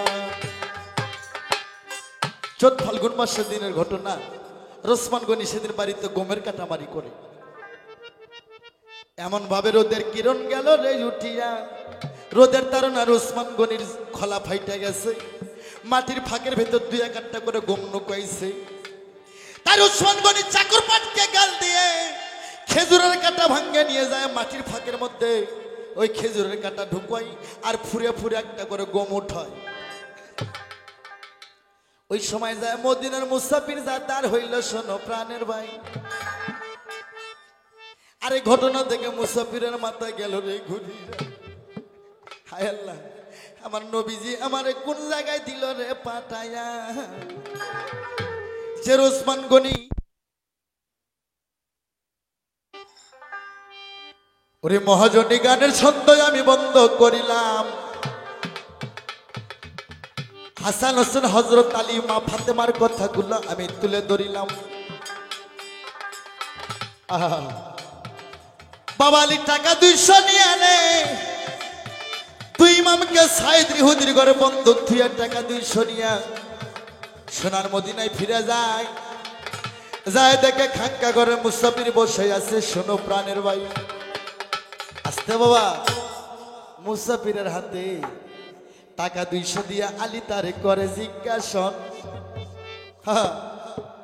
বড় কষ্ট কইটা টাকা 200 জোগাড় করলাম গো, এই টাকা নিয়ে যা তাড়াতাড়ি তোমার কন্যা কাল মেয়েকে স্বামীর ঘরে দাও না, এখন এই টাকা জান তুমি কোনো অসৎ পথে খরচ করো না, আমি বড় কষ্ট কইরা এই টাকা 200 সংগ্রহ করছি। মুসাফিরের মনে মুসাফির বাড়ির দিকে যায়। আট পোয়ালে কালকে বিকাল 4টায় ছেলে 2টা খালাস করার কথা আছে। হযরত আলী এখন টাকা 200 কোন জায়গায় পাবে, বড় বিপদ ভাই। আলী কয় প্রথমে গোটাল মদিনা ঘুরছি, কেউ আমার বিশ্বাস কইরা 200 টাকা ধার দেয় নাই, আমি কালকে আট পোয়ালে কার কাছে যাবো, কে দিব না দিব, আমার 2টা ছেলে যদি বিপদ যায় আমি বাঁচবো না, আমি মরে যাবো। পৃথিবীতে সন্তানের নাশ বাবার কাঁধে যে কি যন্ত্রণা, এটা যার না হারাইছে সে কোনোদিন বুঝবো না।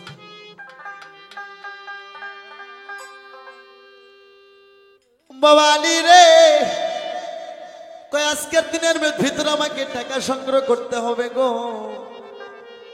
তাই আলী কয় আমি কোন জায়গায় যাব, আমি সব জায়গায় গেছিলাম। আলী ভাই ভাই চিন্তা দেখতেছে, শোনো প্রাণের ভাই, আমি সব জায়গায় গেছি, কিন্তু আমার নানা শ্বশুর আবু বকর সিদ্দিক, আবু বকর সিদ্দিক নবীর নানা শ্বশুর, কেন না নবীর মেয়ে আয়েশা সিদ্দিক এক নবীজি, আবু বকরের আয়েশা সিদ্দিক, আবু বকরের মেয়ে আয়েশা সিদ্দিকাকে নবী বিয়ে করার পর সম্পর্ক আবু বকর সিদ্দিক হযরত আলীর হয় নানা শ্বশুর। ওরে সন্ধ্যার সময় হযরত আলী নানা শ্বশুর আবু বকরের বাড়ি গেল রে চলিয়া, কিন্তু আবু বকর অতি দরিদ্র। আবু বকর ছিল এক সময় আরবের রাজা। একদিন আমার নবী একটা চাদর বিছাইছিল, ইসলামের চাদর, কে কি দিবা দাও, কেউ 10 টাকা, কেউ 5 টাকা, কেউ 500 টাকা, কেউ 3টা উট, কেউ 2টা উট। কিন্তু আবু বকর সমস্ত ধন শুধুমাত্র পরনের কাপড় আর আদেশের ময়দা থুইয়া সব ইসলামের চাদরে দান করছিল। এই জন্য আল্লাহ নিজে আবু বকর সিদ্দিকের কাছে ঋণী আছে। আল্লাহ পাক কাল হাসরে আগে আবু বকর সিদ্দিকের এই দানের ঋণ আগে শোধ করবে। ঋণ ঘুরে দিয়ে শোধ করবো না, আবু বকর সিদ্দিককে একটা জান্নাত দিয়ে আল্লাহ দিয়ে দিল। ইসলামের চাদরে সমস্ত কিছু সে দান করছিল বিধয়। কিন্তু এখন আবু বকর দরিদ্র, অনাহারে থাকে, বৃদ্ধ মানুষ। হযরত আলী নানা শ্বশুরের বাড়ি যায়, নানা নানা কইয়া হযরত আলী ডাকের সাড়া দেয়। ওরে আবু বকর সিদ্দিক বৃদ্ধ মানুষ, থরথর করে কাঁপতে কাঁপতে বাহিরে বাড়ায় দেখে নাতি জামাই হযরত আলী। আবু বকর কয়, হযরত আলী তুই আমার বাড়িতে বহুদিন পর আসলি ভাই, আমার জন্য কি নিয়ে আছো আমাকে তাড়াতাড়ি দে, আমি 14 দিন 14 রাতের অনাহা। আসতে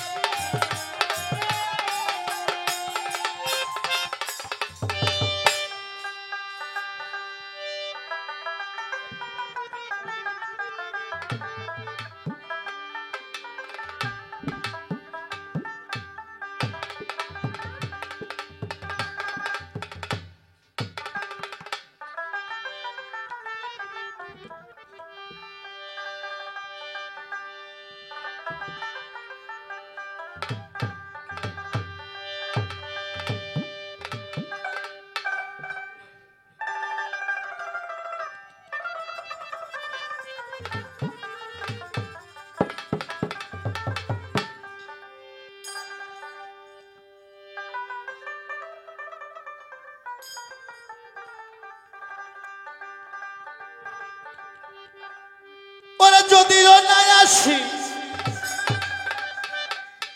তবু ভালোবাসি, খবর নিলা না বন্ধু কেমন আছি, খবর নিলা না বন্ধু কেমন আছি।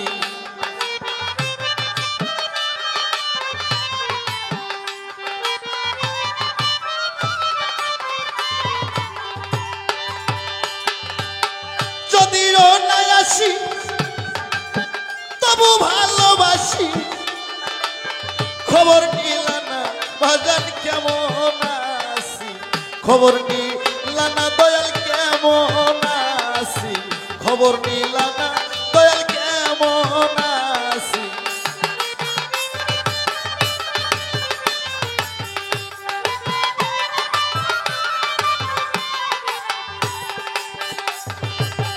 ওই আমি সেই আগুনের পোড়া ও নগরবাসীরা পুরা খনিতে দেশ নাই আগুন জ্বালায়া, আমি সেই আগুনের পোড়া ও নগরবাসীরা পুরা শরীরে দেশ নাই আগুন জ্বালায়া।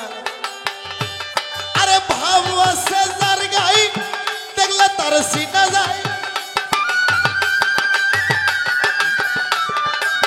ভাব আছে যার গাই আরে দেখলে তার সিনা যায়। একবার জিগাইলা না বন্ধু কেমন আছি, খবর নিলা না দয়াল কেমন আছি, খবর নিলা না দয়াল কেমন আছি, খবর নিলা না দয়াল কেমন আছি। আরে হযরত আলী নানা শ্বশুরের বাড়িতে যখন গেল রে চলিয়া, আবু বকর সিদ্দিক কয় হযরত আলী রে বহুদিন পর তুই আমার বাড়িতে আসলি, আমার জন্য কি নিয়ে আসছো আমাকে তাড়াতাড়ি দে, আমি 14 দিন 14 রাতের অনাহার। ওরে হযরত আলী তখন মনে মনে কয় খোদা গো আমি কার কাছে আসলাম, সেই বলে 14 দিন 14 রাতের অনাহার। আলী কয় না না আমি কি বলবো, আজ আমি নিজে 18 দিনের অনাহার, আপনার নাতনি ফাতেমা 19 দিনের অনাহার, দুইটা ছেলে আমার 6 দিনের অনাহার। ওরে আবু বকর সিদ্দিক কয় আলী রে ঠিক আছে আমি বুঝতে পাইছি রে, আমি জানলে তোর কাছ থেকে কোনোদিন খানা চাইতাম না, তুই সত্য করে বল আমার নাতনি ফাতেমা কেমন আছে, তোর দুইটা কলিজার টুকরা সন্তান হাসান হোসাইন কেমন আছে রে। হযরত আলী কেঁদে কেঁদে কয় নানা গো আমার দুইটা ছেলে বা আপনার নাতনি ফাতেমা বড় ভালো আছে, কিন্তু আমার দুইটা ছেলে বেন কোন হালে থাকলো না এইটা আমি কখনো বলতে পারবো না। আরে তখন আবু বকর সিদ্দিক কয় আলী রে তুই কেমন বাবা রে, দুইটা ছেলের খবর কেন তুই রাখতে পারিস না। হযরত আলী কেঁদে কেঁদে কয় না গো বর্তমান নাতনিকে বাড়িতে বালুই দেখে আসছি, কিন্তু নানা গো আমার দুইটা ছেলে বেন কোন হালে থাকলো আমি বলতে পারলাম না। ওরে তখন হযরত আলী কয় না আমার দুই ছেলের খবর আমি এবার জানতে পারবো না। বলে কেন? কয় আমি 200 টাকার জন্য দুইটা ছেলেকে সাইদ ইহুদির ঘরে বন্ধক রাখছি। ওরে তখন আবু বকর সিদ্দিক হাতের আশা মাথার উপর আলোক করে আলীর মাথায় বাড়ি মারবে। আল্লাহ বলতেছে জিবরাইল ফেরেশতা রে হযরত আলীর হাতের আশা উপর মুখে ধরো টানিয়া, এই বাড়ি যদি আলীর মাথায় মারে আমি আল্লাহ আলীর শরীরে এমন শক্তি দিছি সারা পৃথিবী আজকে করতাল বাজায় কিয়ামত করবে। আল্লাহর জিবরাইল ফেরেশতা হাতের আশা ধরিল টানিয়া, বাড়িটা নিসমকে নামতে পারলো না। ওরে তখন হযরত আলী কয় না না গো, এভাবে না মারে, এভাবে কষ্ট দিয়ে না মারে, আমাকে গলায় টিপে মারো। বলে কেন? তখন আবু বকর কয় তুই কিসের জন্য দুইটা বেহেশতের বাতিকে বন্ধক রাখছো ইহুদির ঘরে? আলী কয় না না গো, আমার শ্বশুর আব্বা কি জানে না আমার কোন হালে দিন না যায় না যায়। আজ কেন আমার কষ্টের সময় আমার বিবি 19 দিনের অনাহার, 2 ছেলে 6 দিনের অনাহার, আমি নিজে 18 দিনের অনাহার। এই কষ্টের মধ্যে কেন মুসাফির পাঠালো বেটির বিয়ের জন্য? তাই আমি কোনো জায়গায় টাকা না পাই আমার 2 সন্তানকে সাইদ ইহুদির ঘরে বন্ধক থুয়ে টাকা 200 নিয়ে এসে তার মেহমানকে দিছি। এই কথা শুনি আলী রে ময়না, এই কথা শুনি আবু বকর উঠিল কাঁদিয়া রে নাইয়া ও নাইয়া বেলা যাই ডুবিয়া।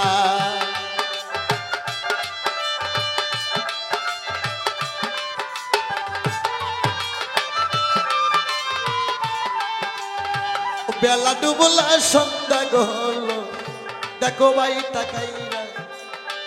বেলা ডুবলা সন্ধ্যা গহল, দেখো ভাই তাকাইরা।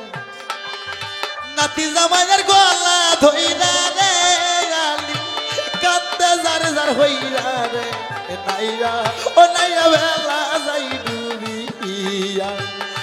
আল্লাহ রাসূল বলেন আয়ের গামাজি ওই আজিবা দাও দাও তুলিয়া রে নাইরা ও নাইয়া বেলা যাই ডুবিয়া।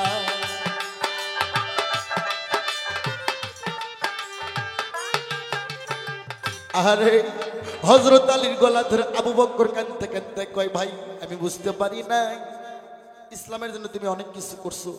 আলী কয় না না, খালি এভাবে বুঝ দিলে হবে না। আর বলে কাল 4টার সময় আমার 2 ছেলে খালাস করার কথা আছে, আমাকে টাকা 200-র ব্যবস্থা করে দাও। আবু বকর কয় ভাই আমি নিজেই 14 দিন 14 রাতের অনাহার, আমার বলতে কিছু আমি রাখি নাই। আমি তোকে কোথায় থেকে টাকা দেব? তবে টাকা নাই, আমি তোকে একটা বুদ্ধি দিতে পারি, এই বুদ্ধি অনুযায়ী কাজ করলে তুই টাকা 200 পাবি। ওরে হযরত আলী বলে বানি তোমার জানা না না কেমন বুদ্ধি? তখন আবু বকর সিদ্দিক কয় আমরা ইসলাম প্রচার করতে গেছিলাম গদাই বাদশার দেশে। ওই দেশের মানুষ ভালো না, কিন্তু ওই দেশে একটা আইন আছে, ওই দেশে কামলা বিক্রি হয়। 1 বছরের জন্য একটা করে কামলা কিনে নেয় 200 করে টাকা দিয়ে। খড়িকাটার ছলনা করে জিঞ্জিরাম পাহাড়ে পাঠায়, ওই পাহাড়ে 24,000 বাঘ আছে, তারা ধরে খেলে কোনো দাবি দপা নাই। ওই বাঘের ভিতর থেকে যে গোলামটা ফিরে আসবে তাই ওদের মনের মতন বীর পুরুষ হবে। তারই হাতানে মদিনার তুই হযরত আলী তোকে ধরে নিয়ে যা যুদ্ধ করাবে। তুই আলী যদি ওই দেশে যা মিথ্যা নাম রাখে, এই আলী নামটা বলা যাবে না, তাহলে ওখানেই তো গ্রেফতার করবে। তুই যদি মিথ্যা নাম রাখিয়া 1 বছরের জন্য চাকরি জয়েন করতে পারিস, তাহলে তোর টাকা 200 দেবে। এই টাকা হলে তোর 2টা ছেলে খালাস হবে, এছাড়া কোনো বুদ্ধি নাই। এই কথা না কবার সঙ্গে শোনো পানির ভাই, হযরত আলী কাঁদতে উঠে গো না না তোমার জানাই রে, আর নবী তুমি আবার কবে আইবা?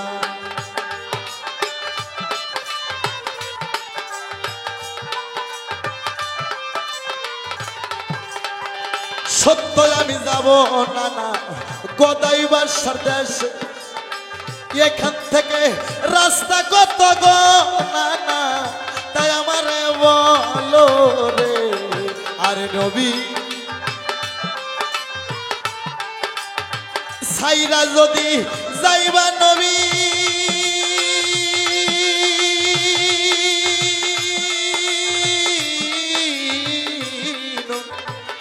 বুকে সেলমারি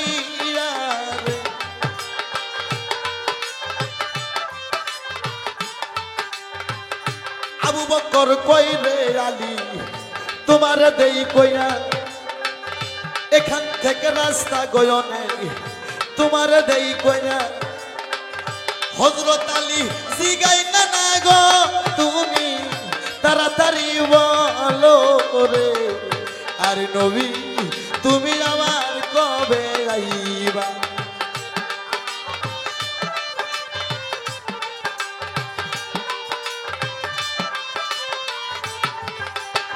সাইরা যদি যাইবা দয়া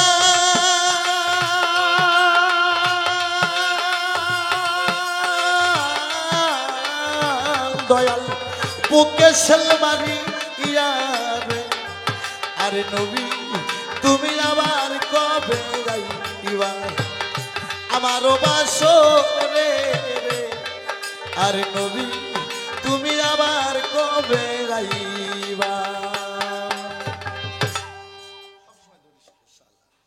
কতটুকু হবে আবু বকর সিদ্দিক কয় এখান থেকে কুতুব সওদাগরের দেশে যাইতে লাগবে 13 দিন 13 রাত ওখান থেকে গদাই বাদশার দেশে যাইতে লাগবো 3 দিন 3 রাত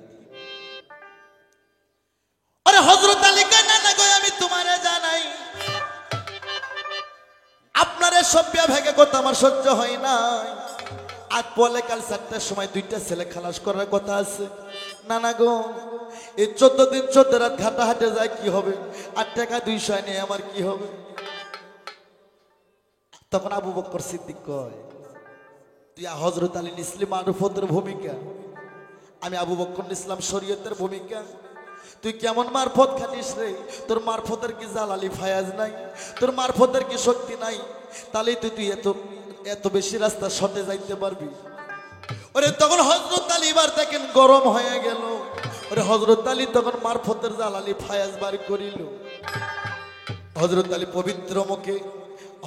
পবিত্র মুখে বিসমিল্লাহ দিয়ে শুরু করে 11 বার দরুদ শরীফ 7 ফিরা সূরা কুল 3 ফিরা আলহামদ সূরা পাঠ করলো সহিভাবে একটা কোরআন খতম হয়ে গেল আবার 114 সূরার মধ্যে হযরত আলী একটা সূরা পাঠ করলো একবারে 10টা কোরআনের ফজিলত পাইল এই মুসলমান পবিত্র কোরআন 114 সূরা 6666 আয়াত আলী বিসমিল্লাহ থেকে শুরু করে 11 বার দরুদ শরীফ 7 ফিরা কুল সূরা 3 ফিরা আলহামদ সূরা পাঠ করলো হযরত আলী একটা কোরআন খতম করলো আবার একটা সূরা পাঠ করলো হযরত আলী 10টা কোরআনের ফজিলত পাইল 10টা কোরআনের ফজিলত পাওয়া যায় কথা খতম করার সমান কথা হ্যাঁ কায়দা আছে বাবা এই জন্য আমি আগে একটা গান গাইছিলাম এই কোরআনকে পড়িয়া জ্ঞানী হইছে কেউ শিখলো ভিক্ষা করা আধ্যাত্মিক ইশারা কোরআনটা আধ্যাত্মিক ইশারা আলী যখন 22টা সূরাতে 11টা কোরআন খতম করে শোনো প্রাণের ভাই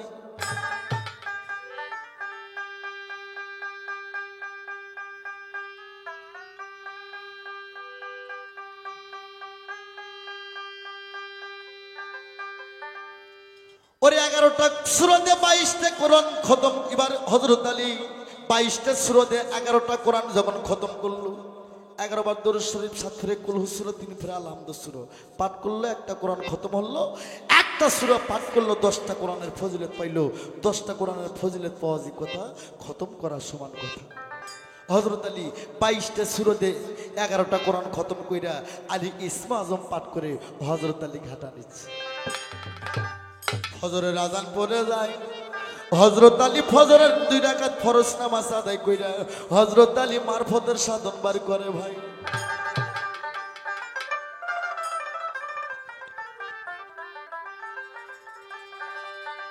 ও সোনা যাইও না কাল কুম্ভীরের ঘাটে ওরে ঘাটের নাম তিরফনি ওই ঘাটের 2টা কানি ওরে ওই ঘাটেতে নামলে পরে কাল কুম্ভীরের ভয়রা কিনা নামলে ওঠে পানি ঘাটে আমি সাঁতার জানি ওই ঘাটে আমার বাবা নামে আমার দাদা নামে আমি নামে সাঁতার খেলি নামলে ওঠে পানি ঘাটে নামলে ওঠে পায়া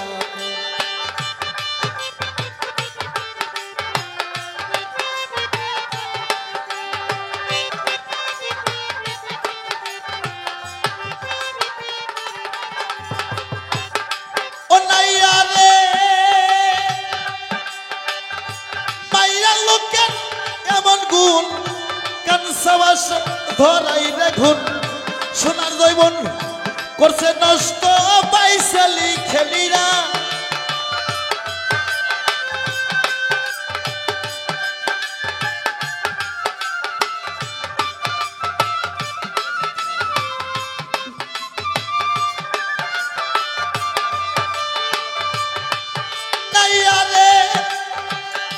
মায়া লোকের এমন গুণ ধরাই দেখুন সোনার জৈবন করছে নষ্ট পাইছালি খেলিরা গুরুর কাছে মন্ত্র নিয়ে খেলো মাইয়া নিয়ার রং গিলা দেশের নাইয়া গুরুর কাছে মন্ত্র নিয়া খেলো মাইয়া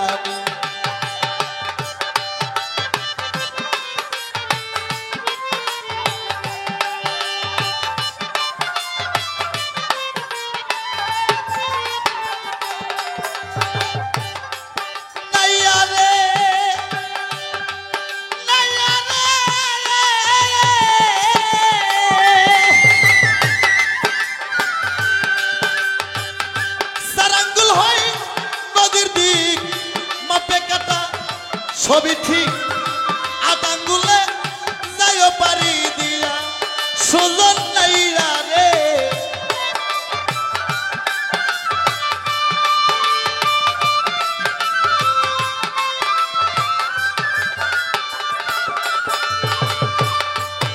নাইরা রে নাইরা রে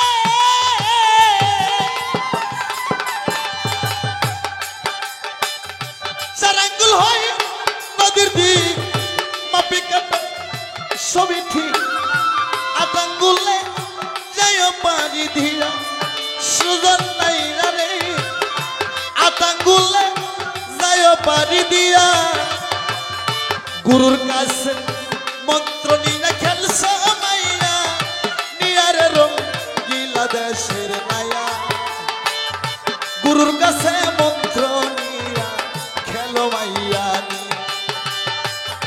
গুরুর কাছে মন্ত্র নিয়ে খেলো মাইয়া নিয়ার রং গিলা দেশের নাই গুরুর কাছে মন্ত্র নিয়া খেলো মাইয়া রে খেলো মাইয়া নিয়া রে খেলো মাইয়া নিয়া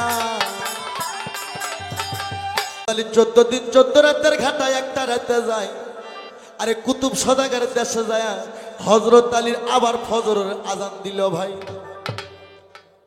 হযরত আলী ফজরের নামাজ কায়েম করলো বাবা পবিত্র শুক্রবারের দিনে গরিবের হজে মসজিদ ঘরে কিছু আসল মুক্তাদি যায় আর কিছু ডুপ্লিকেট মুক্তাদি যায় আসল মুক্তাদি কারা যারা ফজরের সালাত আদায় করে ডুপ্লিকেট মুক্তাদি কারা যারা ফজরের সালাত আদায় না কইরা খালি সমাজকে দেখানোর জন্য শুক্রবারে জুমায় যায় এই শালা হচ্ছে ডুপ্লিকেট মুক্তাদি ওই শালার মুখ যারা দেখবো তাগো নামাজ হইব না ওই হালারও নামাজ হইব আর হযরত আলী ফজরের সালাত খানা আদায় করে শোনো প্রাণের ভাই হযরত আলী তাফসীর তিলাওয়াত করতে করতে বেলা তার 8টা বাজে যায় কুতুব সদাগরের এবার বাড়ির উপর একটা সাইনবোর্ড লটকানো আছে ওখানে লেখা আছে 200 করে টাকা দিয়ে একটা করে গোলাম কিনে নেওয়া হবে খড়ি কাটার ছলনায় জিঞ্জিরাম পাহাড়ে পাঠানো হবে ওই পাহাড়ে 24,000 বাঘ আছে তারা ধরে খেলে দাবি তো বানাই এই বাঘের মধ্যে থেকে যে গোলামটা ফিরে আসবে রে তাই আমাদের মনের মতন বীর পুরুষ হবে তারই হাতানে মদিনার হযরত আলী নিয়ে এসে যুদ্ধ করানো হবে ওরে হযরত আলী সাইনবোর্ড দেখে অন্তরে ভয় পাইল কয় আল্লাহ আমার এমন ঘোর শত্রুর দেশে পৌঁছে গেলাম আলী বেলডাঙ্গায় বাড়ি মারে দুইটা ইহুদির ছেলে আলীর হাত ধরে নিয়ে যায় কুতুব সদাগরের কাছে কুতুব সদাগর কয় তুমি কি বিক্রি হইবা কয় হামনি বিক্রি হইব বাবা খুব ছোট বলো হামনি বিক্রি হইব আমার টাকা 200 দেন এদিকে বেলা 10টা বাজে আলী কয় 4টার সময় ছেলে দুইটা খালাস করার কথা আছে টাকা এখনো হাতে পাইনি বেলা 10টা বাজে আল্লাহ গো 4টে যদি আধা সেকেন্ড কম বাড়া হয় সাইদ ইহুদি আমার 2 সন্তানকে আর ফিরে দেবেন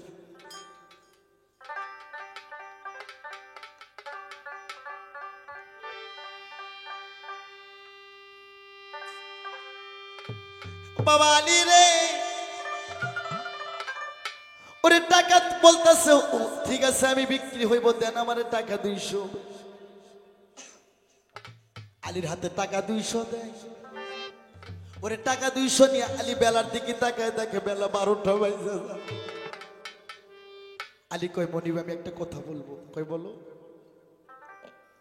কয় আমার বাড়িতে বিবি বাল বাচ্চা বড় কষ্টে আছে গো আজকে আমি এই টাকাটা বাড়িতে দিয়ে আসবো কাল সকালে এসে আপনার বাড়িতে আমি চাকরি জয়েন করব।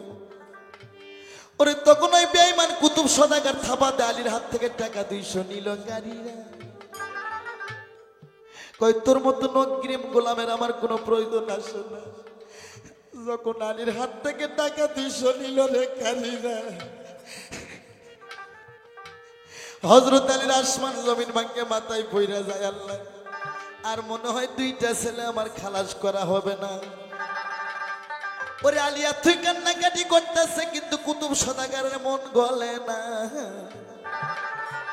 আর সদাগর এত কঠিন ভাই, পৃথিবীতে এমন মানুষ আর কেউ ছিল না।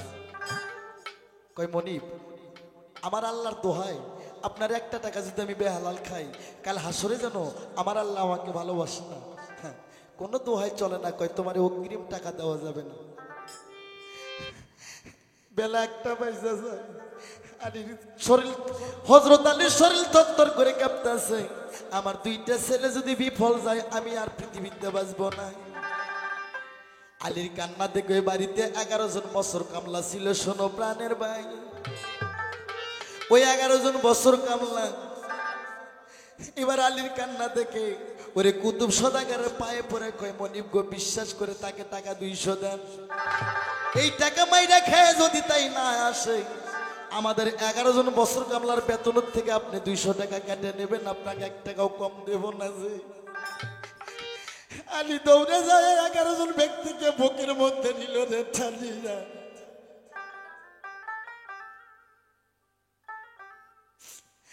আলী কয়, বাবা রে, পৃথিবীতে গরিবের দয়া গরিব ছাড়া ধনী বোঝে না।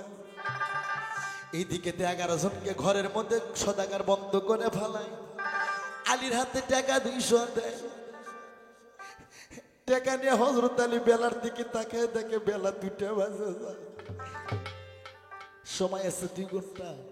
2 ঘন্টার মধ্যে কেমনে দৌড়ে যাইব? এদিকে 2 ইমাম 1 পেয়ালা পানিও খাইলো না, চাতক পাখির বাচ্চার মতন রাস্তায় তাকায় আছে, কখন বাবা খালাস করবে।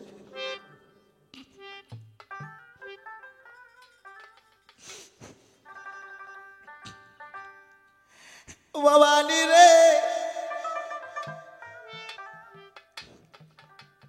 না খাওয়ার শরীরে হযরত আলী দৌড় শুরু করে।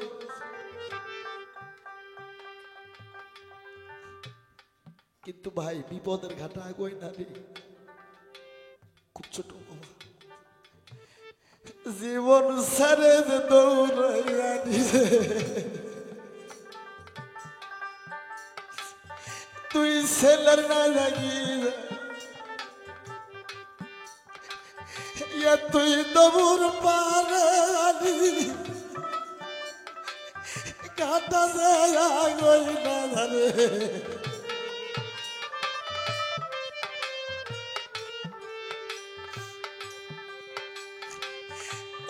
ঘাটাত যাইতে গো বেলা 3টা বাজে গেল। হযরত আলীর আর পা উঠে না, বেলার দিকে তাকাইল। আরে আল্লাহ, এই ছিল কপালে, এই ছিল কপালের নেকা, রিহাই না কাছিল গো। হাই আল্লাহ, এই ছিল নসিবে। হযরত আলীর আর দৌড় পারে, তুই ছেলে লাগিয়া, তুই ছেলে আমার বিফল যাবে। সায়াদ ইহুদির বাড়ি দিবে, আর জীবন গেল রে সারি দিয়া। আলীর আর পা ওঠে না, বেলা 3টা বাজে যায়। অর্ধেক রাস্তা যাইতে আলী খালি শেষুর পারে আর বেলার দিকে তাকায় আর জোরে জোরে দৌড় পারে। এদিকে সায়েদ ইহুদি নর্তকী নিয়ে নাচতেছে। এই তো আর কিছুক্ষণ পর বেলা 4টা বাজবে, আলী তো আইলো না। 2টা ছেলে যাবে আমার আজ থেকে দলিল করা হইয়া। ওর এইদিকে রে হযরত আলী ঘোষ পারে যায় আর বেলার দিকে তাকায়। পিছন থেকে যেমন একটা ব্যক্তি হযরত আলীকে ডাকের সাড়া দিল, আলী, এই আলী। আলী পিছ দিকে তাকায়, তাকে মানুষজন নাই। আবার আলী দৌড়ই, আবার ওই ব্যক্তি পিছন থেকে তাকায়। আলী পিছে তাকে দেখে কোনো মানুষ নাই। আলী কয় ভাই তুমি কি আমার সাথে ঠাট্টা করো? তুমি কি আমার বিপদ বোঝো না? আজ আমার দুইটা ইমাম বন্ধক আছে সাইদ ইহুদির ঘরে। 4টার সময় আমার দুইটা সন্তান খালাস করার কথা আছে। বেলা 4টা যদি আধা সেকেন্ড কম বাড়া হয়ে যায়, দুইটা ছেলে আমাকে ফিরে দিবে না। ও ভাই তুমি কে ডাকো? তুমি কি আমার বিপদ বোঝো না? ওই ব্যক্তি কয় আলী রে, আমি একটা নবী ছিলাম, কিন্তু এই দেশের মানুষ আমাকে বাঁচতে দিল না। আমি ইসলাম প্রচার করার জন্য আসছিলাম, তারা আমার হাতে কেউ কালেমা বললো না। তারা আমাকে মারপিট করে দাবার করাইছিল। আমি জীবনের ভয়ে আমি একটা গাছকে বলছিলাম, এই গাছ তুমি ফাঁক হয়ে যাও, আমি তোমার মধ্যে নুকাবো। আল্লাহর হুকুমে গাছ ফাঁক হয়ে গেল, আমি গাছের মধ্যে নুকাইলাম, গাছটা মঞ্জা গেল। কিন্তু আমার পাঞ্জাবের কানি বাইর হয়েছিল রে। ইহুদিরা টের পায়া 3 গরুর হাল করতাম, স্ত্রীকে খবর দিয়ে ওই ধারালো করত দিয়ে গাছটা ডিগলাম, ওকে ভারে ফেলাইল। ওই করাতের আঘাতে সেদিন থেকে আমি নবী শেষ হয়ে যাই। কিন্তু আমার রুহটা ওই গাছের মধ্যে আছে। আমার রুহ অভিশাপ করছে, এই করতাম মিস্ত্রি কাঠ মিস্ত্রি রে। আমি অভিশাপ করলাম, সোনার ব্যাংকে কামাই করলে তোর সংসারে কোনো বরকত হবে না। আটানতে কাটে সান্দাবে সারা জনম তোরকে দুঃখ ফুরবে। ভাই আমাকে চেনো না? আমার নাম জাকারিয়া নবী। জাকারিয়া নবী রুহু আজও কাঠের মধ্যে থাকে। আলী কয় ভাই কিশোর ঠাকুর জাকারিয়া নবী। জাকারিয়া নবী কয় আলী রে, আমি সব দেশে গেছি, কিন্তু ওই কুতুব সদাগরের দেশে কোনোদিন যাই নাই। ওই দেশের মানুষ কেমন টাকা নার্সার করে, টাকাও আমি কোনোদিন দেখি নাই। আলী, এ আলী, তুমি কত নাম্বারের টাকা নিয়ে যাইতেছো? 2টা ছেলে খালাস করার জন্য। ওই টাকাটা আমাকে একবার দেখাও, আমি দেখবো নয়ন ভরি যায়। আলী কয় ভাই তুমি কেমন বিপদে ফেলাই লাগো, আমার তো বেলা নাই। কয় একবার টাকাটা দেখাও, আমার মনের আশা গো। ওই দেশের মানুষও দেখি নাই, ওই দেশের মানুষ কেমন টাকা নার্সার করে, টাকাটা আমার একবার দেখাও। বাবা আলী কোমরে হাত দিয়ে টাকা বাই করে জাকিরিয়া নবীকে দেখাবে। কোমরে হাত দিয়ে দেখে কোমরে টাকা ছিল না। ওরে দৌড় পারে আসতে, রাস্তার মধ্যে কোন জায়গায় যেন টাকা 200 গেছে হারাইয়া।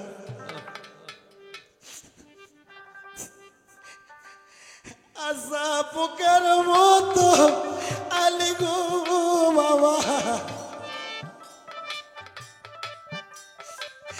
তাপা তাপি করে ছেলে আমার গেল রে বিফল।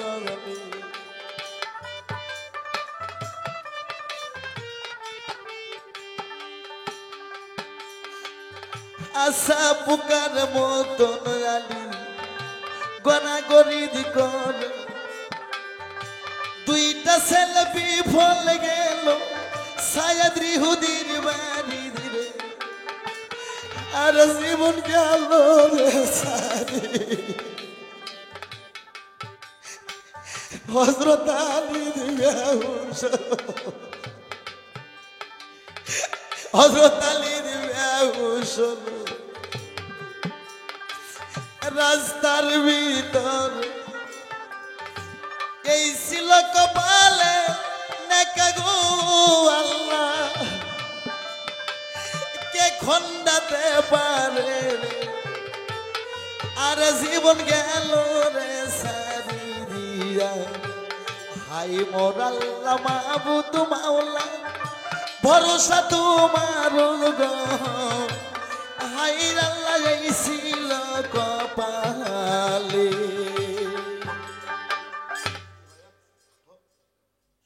রাস্তার মধ্যে বেহুশ হয়ে যায়।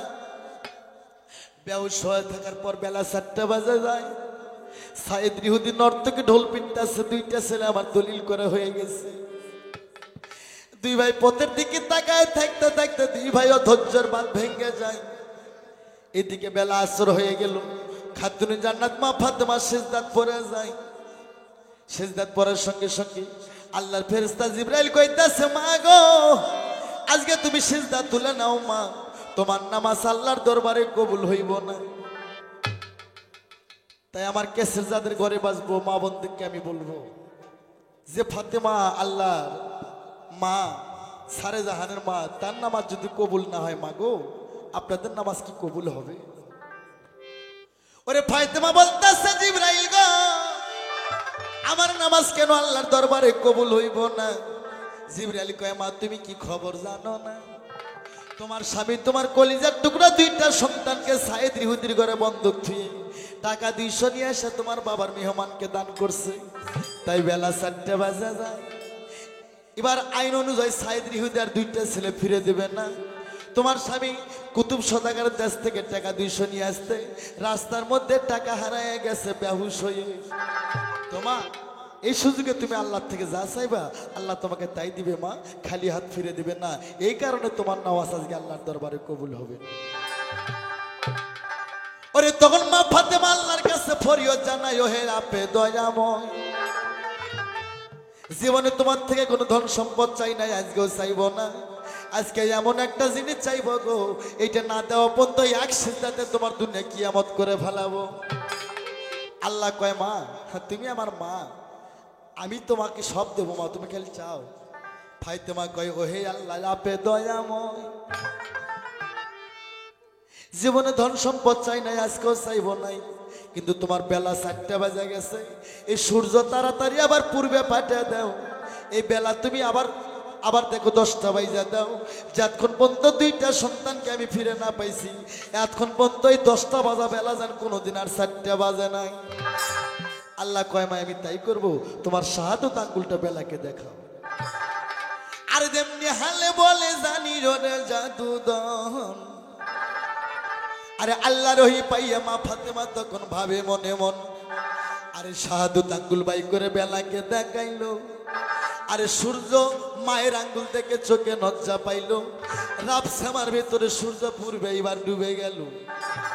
আরে তখন সাইদ ইহুদি কয়, হাই ভগবান, হাই প্রভু, এই লোকজন দেখো এরা জাদুঘরের জাত গোষ্ঠী। এবার 4টা বাজা বেলা 10টা বাজা গেল। এইদিকে হযরত আলী 10টা বাজা বেলা থেকে আঙ্গুল কামড়াই আর আস্তে আস্তে সাইদের বাড়ির দিকে যায়। কিছু রাস্তা যাইতে দেখে একটা সেগুন গাছ, 3-4 বিঘে জমি সহ একটা সেগুন গাছ, আলী গাছের মাথা ধরে টান দিল। গোটাল গাছ হযরত আলীর সাথে হাতে উঠে গেল। আলী গাছটা ফিকে মারলো। সাইদ ইহুদির বাড়ির দক্ষিণ সাইডে 360টা ফল বাগান ছিল, সমস্ত ফল বাগান ভাঙ্গে চুরমার হয়ে গেল। সাইদ ইহুদি কয়, হরি রাম, এলে কি কাম? এই লোকজন নবীর কালেমার শক্তি বেশি, ইসলামের জোর বেশি, তাই যদি না হবে 2 ইমামকে আমি ঘরে রাখছি বিদয়। আমার 4টা বাজা বেলা 10টা বাজছে, ঝর্ণায় বৃষ্টি নাই, শুকনো তুফান এসে আমারই গাছ গোছালি ভাঙ্গি। তা আমি বুঝতে পারছি নবীর কালেমার জোর বেশি। এই মুহূর্তে যদি আমি নবীকে পাইতাম, আমি 2 ইমামকে এমনি ফিরে দিয়া আমি নবীর পায়ে হাত দিয়ে ক্ষমা চাইয়া আমি তার কাছে বায়াত গ্রহণ করতাম।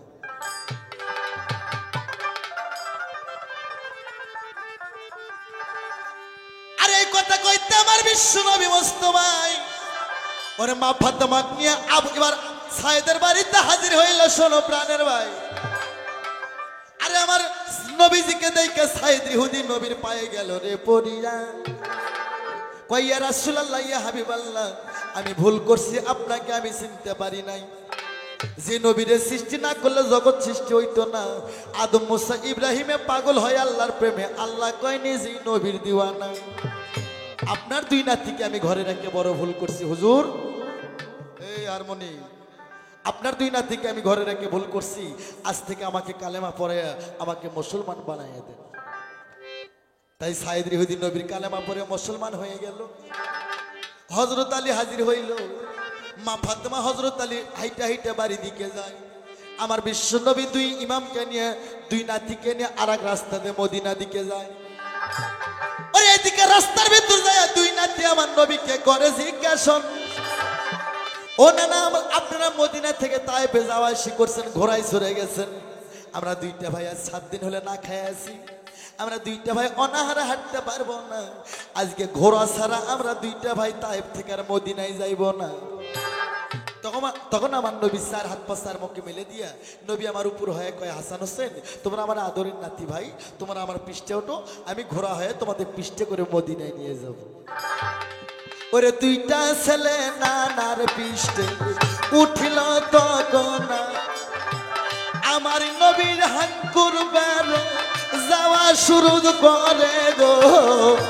হাই দুঃখ নেক সজার কপালে, এই ছিল কপালের নেকা, রিহাই নাকা ছিল গো।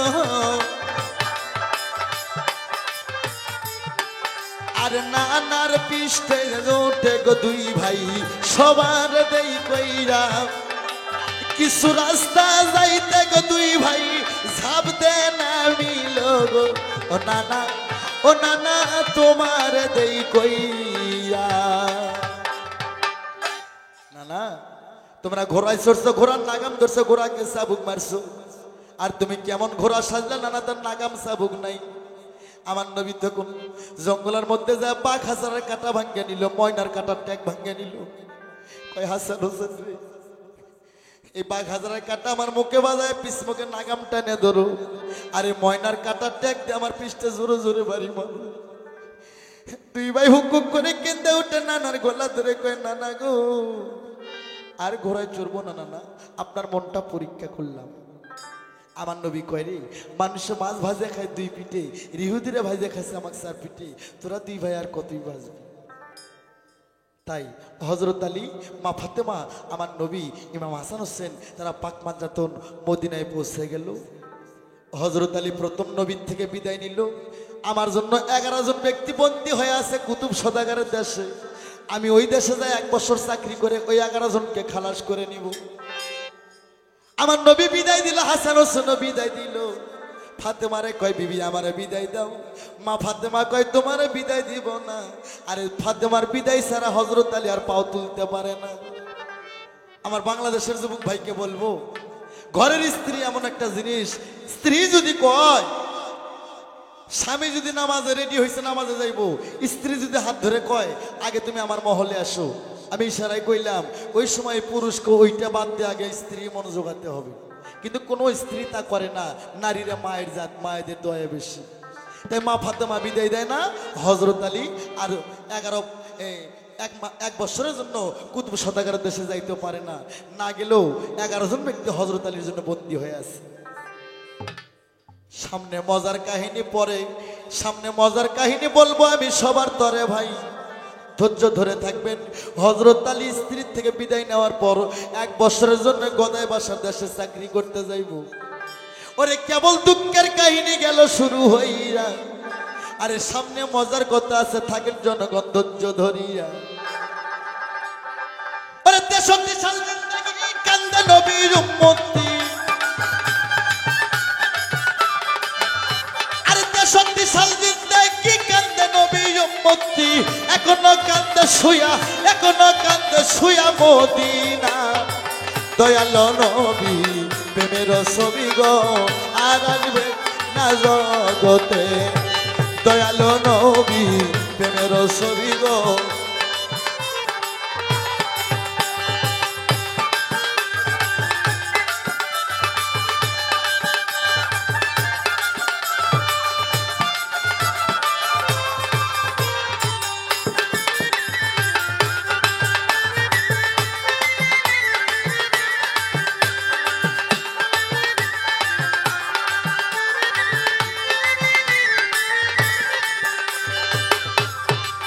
নবীজির নাগিয়া কান্দিয়া কান্দিয়া, নবীজির নাগিয়া কান্দিয়া কান্দিয়া হইলাম পাগল দিওয়ানা। দয়ালো নবী প্রেমের ছবি, দয়ালো নবী প্রেমের ছবি, এখনো কান্দে শুয়া মদিনা। দয়ালো নবী প্রেমের ছবি গো আর আসবে না জগতে।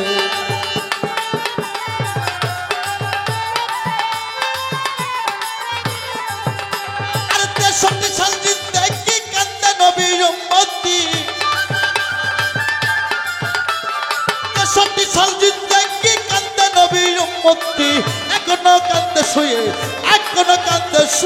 মদিনা দয়ালো নবী প্রেমের ছবি গো আর আসবে না জগতে বাবা দয়ালো নবী প্রেমের ছবি গো আর আসবে না জগতে দয়ালো নবী প্রেমের ছবি গো আর আসবে না জগতে